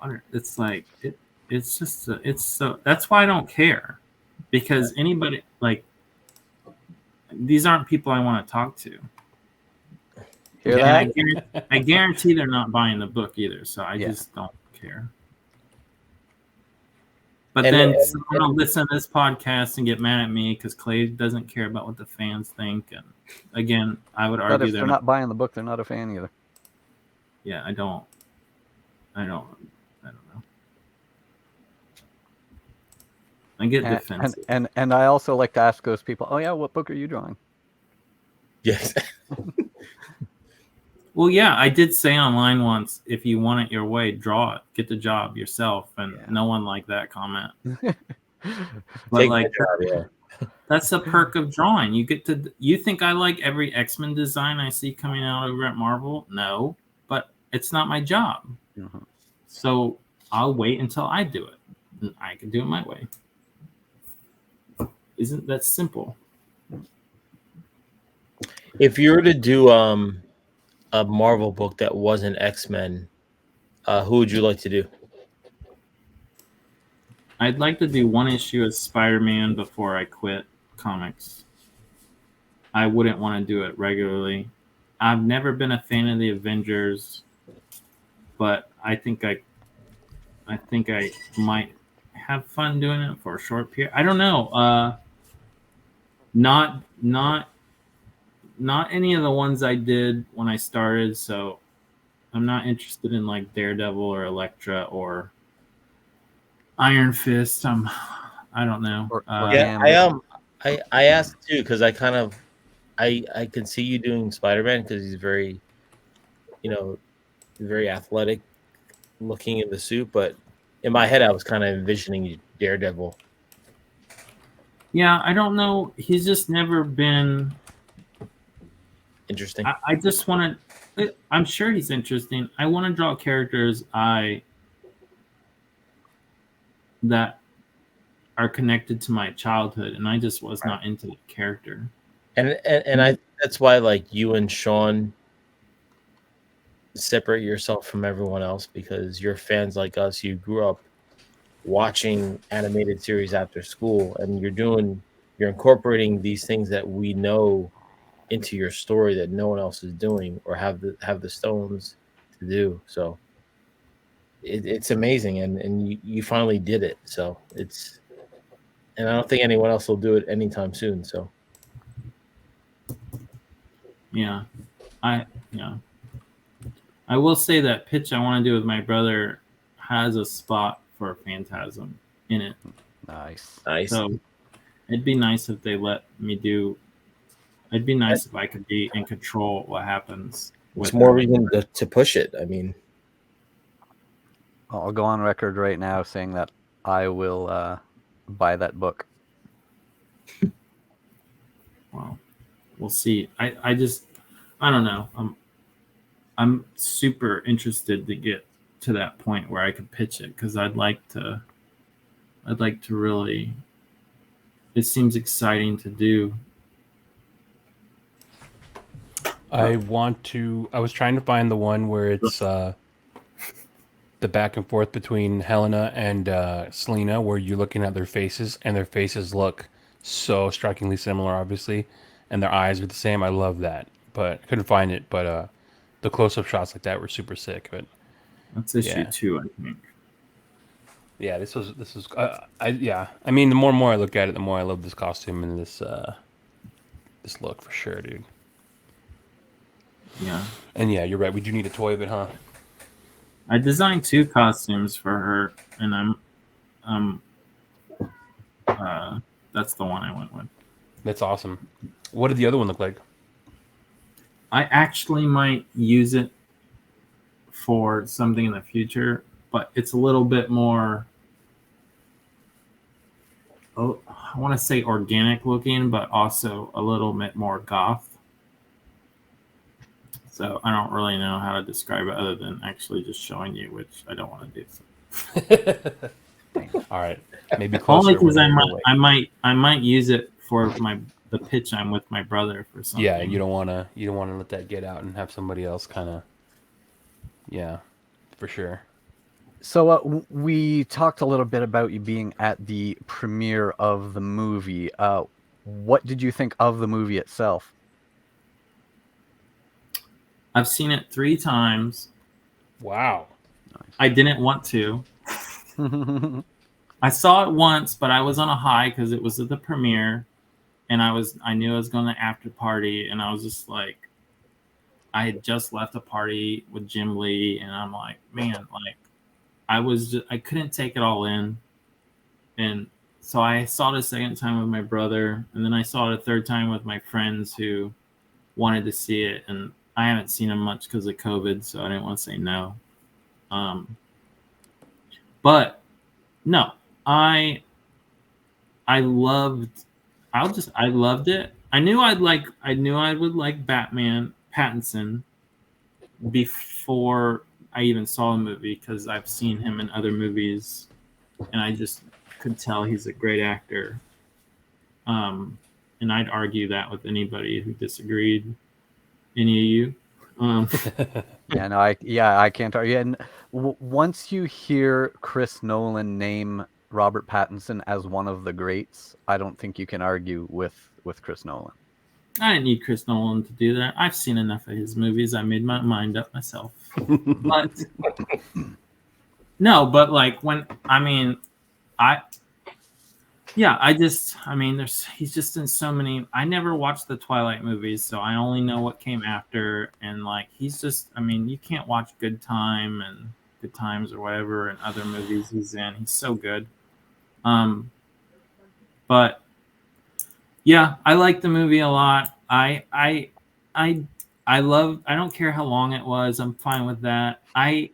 If I'm going to be critical, I didn't like the end. I hate big endings. To me, if that movie, like, I was trying to, I'm trying to be less critical, but I was like, if this was my movie, what would I have done? And I'm thinking, when they go to the cafe and the Riddler's sitting there, I would have just had all the Riddler snipers pop out at that point, like protecting him or something. I don't know. I just don't like big endings, and that was my only problem with it. So that's it. Other than that, I'm not a car guy, but when the cars started like humming, that might be my favorite part in the movie. So I don't know. I liked it. Long answer, but I liked it. That's awesome. And I wish they would have taken my stuff. I'm on the totally other end of that than Sean was. Yeah. But let's hope this is a trilogy and that there's more opportunity. If they don't, I've seen some arguments where they're like, it's not performing like Spider-Man, and I just recently when they said DC is going to overhaul all this stuff, and dude. But this movie, even being, post-pandemic, where not everything is back to normal, like most of China is still shut down, it still outperformed a bunch of DC movies that came out pre-pandemic. Oh, I mean, if they don't continue it, I'll go on record. There's fools running DC. Oh yeah. My only thing with this is, why does it automatically have to be a trilogy that they shoot for? Like, why can't you just keep, well, as long as we have good ideas for more projects, we might do 4, we might do 5. Like, what? I don't know why everyone immediately just shoots for trilogy. Yeah, I'm 100% for this movie to me is in James, like James Bond in so many ways to me. Like, I've always loved James Bond. I was a Sean Connery fan, but when Daniel Craig was in Casino Royale, he was my favorite James Bond, and he's did more than 3. And Pattinson he's dethroned the other Batmans for me now. He's my Daniel Craig. And yeah, I just want good movies, and who cares? Like, make 1, make 2, keep going. And I mean, thank God they picked a young actor. Like, when they had Ben Affleck, I'm like, well, how long is this gonna last? Yeah. And I know someone here loves Ben Affleck, because I remember that listening to Sean. More than one, sir. Yeah, a bunch of us did, but I'm in the same boat that Pattinson took the number 1 spot for me. I'm not gonna start a fight over that. I'll just let you guys have that one. But well, you don't want to lose. It's okay. he's also a big Keaton guy. I love Keaton, and he is my Sean Connery. But sorry, it's I'm ready to pass on the baton. I think that this is, even with all the changes and stuff, I think that it would be, like you said, really stupid to not take the opportunity to now explore like the universe in HBO Max too, because that's kind of what the plan is or was, and that's kind of where you can, I think like where people like really want to see maybe like rogues kind of explored. Like, that's such a great opportunity to do that with like an Arkham series, the way they were at least talking about it. That would be really cool to see. Because yeah, I mean, and how good was the Penguin? Like, oh yeah, excellent. He almost stole it for me. Yeah, and he was unrecognizable as Colin Farrell. Colin Farrell disappeared into Penguin. Yeah, I saw Colin Farrell. He actually walked right up to me in that party when he came in, and he was like 1 foot from me, and I just wanted to tell him how good he was. Nice. I did it in my head. Yeah. Sometimes those are the best ways. But from what I read about the people in power now, like the people from Discovery, is that the things that they like the look of movie wise is like things like the performance of the Todd Phillips Joker movie and the Matt Reeves Batman movie. Like, that's the things that apparently they are happy with, and I think what we can expect them to gear towards. I just don't make good movies, stop chasing Marvel. And Exactly. Honestly, if you want to chase Marvel, then do what Marvel did. Stop acting like you can bypass the 10-year head start they had. And they shouldn't have done a Justice League movie, 1 movie after Superman or 2 movies after Superman, or tried to there's no building. Just good movies, slow build, and it all makes sense. Clay, did you see the deleted Joker scene? Like, it's like a 5-minute Joker scene. I did. What'd you think? I had mixed feelings, because I thought he was super scary, which wasn't scary in a this man will murder me type way. He just felt scary to me. But I felt it was the way they made the Riddler kind of like a serial killer. It seemed a little too similar to the Riddler, the take they took on the Riddler, if that makes sense. Yeah. So you would say that it was a good idea they cut that scene out?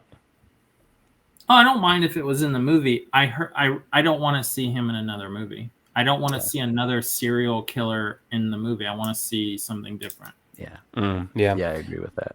Yeah. I thought like it would, if they had left that scene in the movie, it would have been a little too much for me. Also just like I feel like it would have taken away from the interrogation scene that Paul Dano had with Batman. Yeah, I mean, I'm glad he took it out. But I also think like I would also be wondering, like, it makes you ask too many questions because it's like, why are we asking the Joker anyway? Yeah. Like, he's like, it's like when they ask Hannibal Lecter, but like that made sense because it was like serial killer to serial killer. I don't know. Yeah, it was too much. I'm glad I saw it though. I'm glad they released it. I would like to see it in like a director's cut because I would like to experience that scene in the moment. Well, I think the way you're supposed to see it, and just like be feeling there. I feel like he's gone on record saying the movie that's out is his director's cut, and he chose to take it out personally. I feel like he also said there is no plans for Joker, and I just kind of hope it's true. Yeah.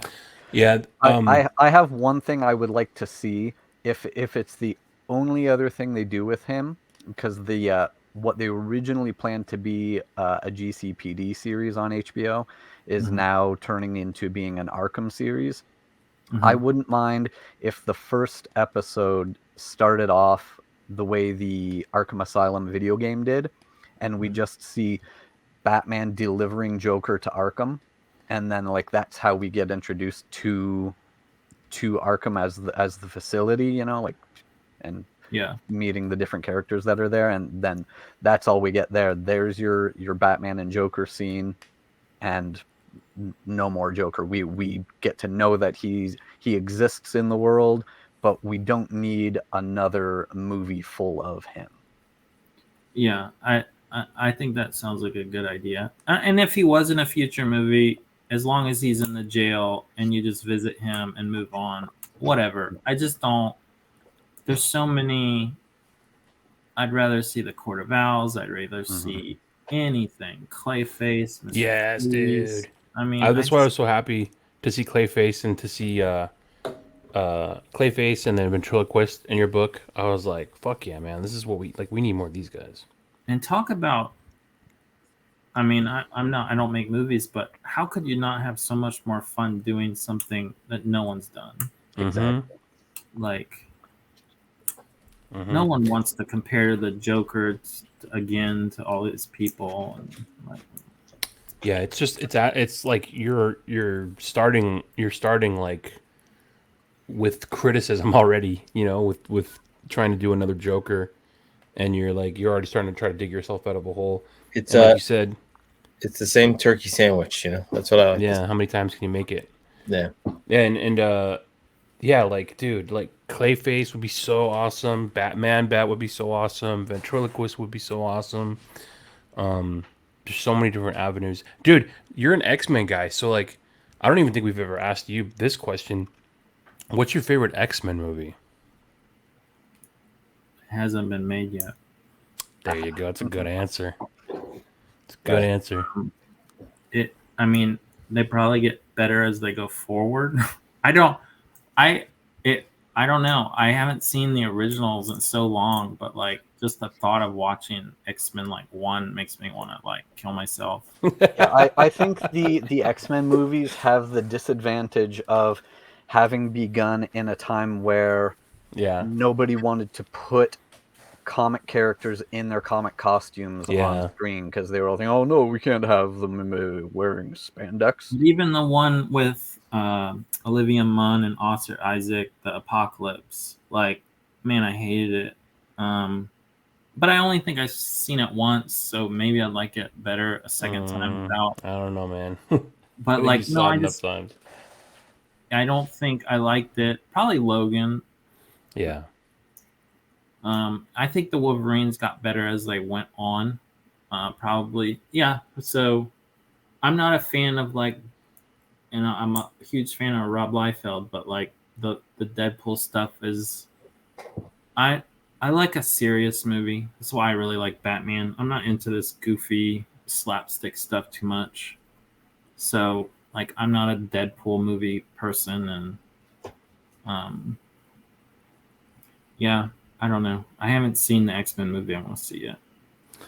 Yeah, it's it is like, yeah, you're right, Robin. When you go back, it's like there you could tell there was like a definite like kind of thing that they were trying to avoid when they were making those movies that eventually became popular, like being more closer to the source material was like more celebrated than if it wasn't.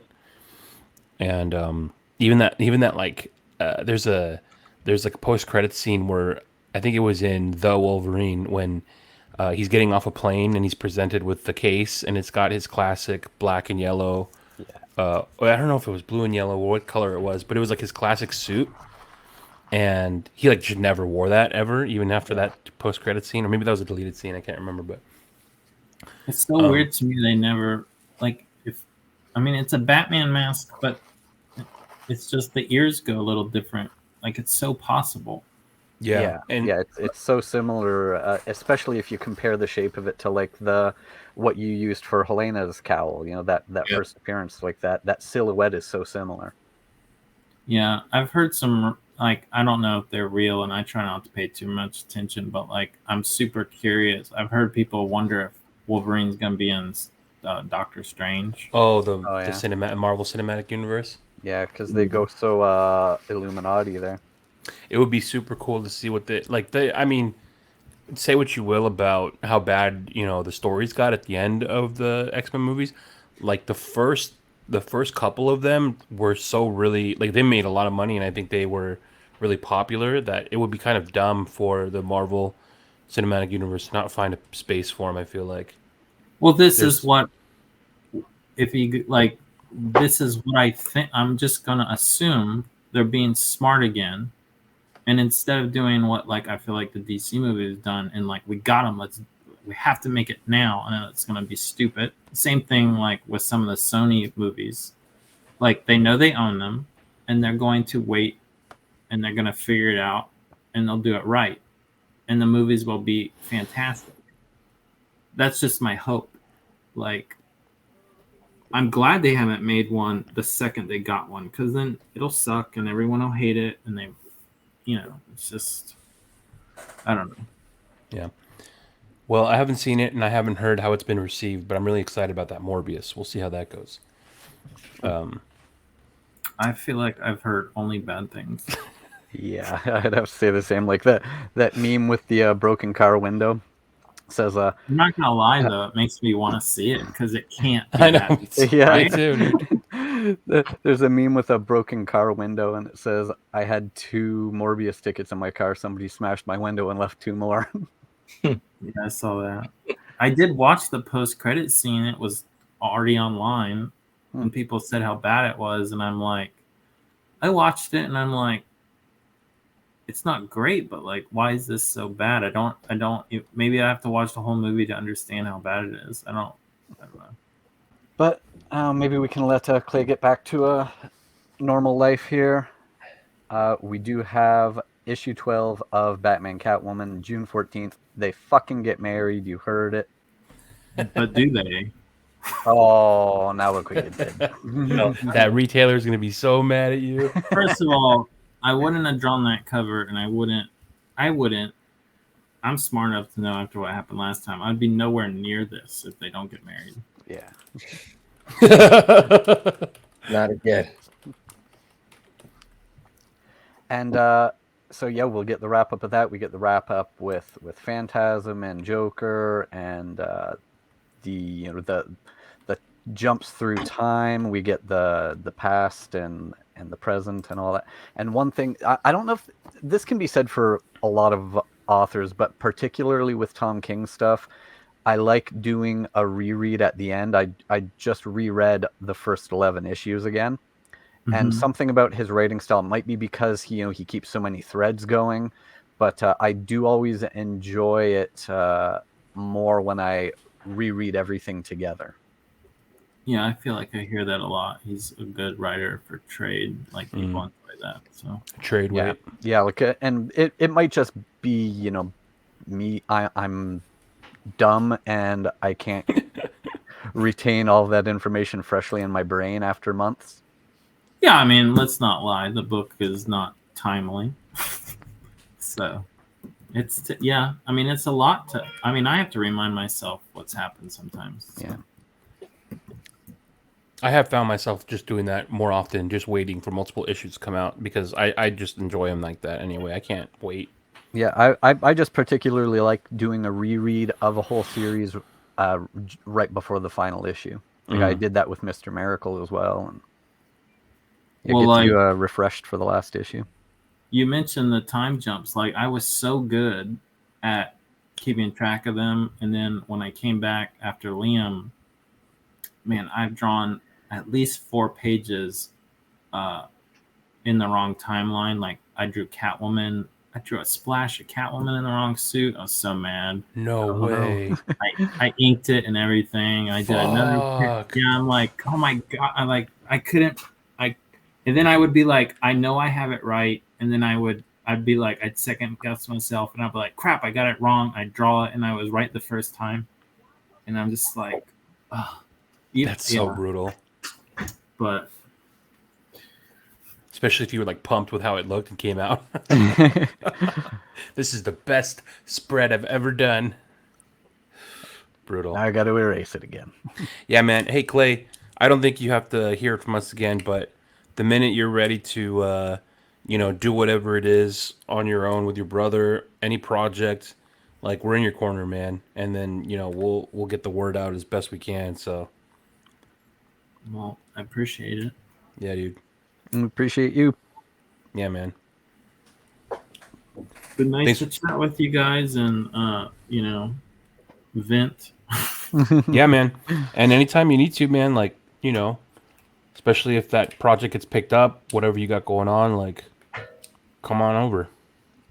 Yeah, it's also an important thing for fans to know, because that's why Bat Force is, who we are. We're honest, we're transparent, and people want that perspective from us, and we want to help kind of bring that perspective so fans could start supporting you more and getting the word out. So it's an important, awkward, uncomfortable discussion to have, but I feel like fans need to know that we need to help push artists so they can get DC to kind of change their ways, because everyone is saying the same thing. We've heard that for the past year and change. So, well, I think, yeah. I mean, I don't want to hate on DC. I think it's almost every company. So, yeah.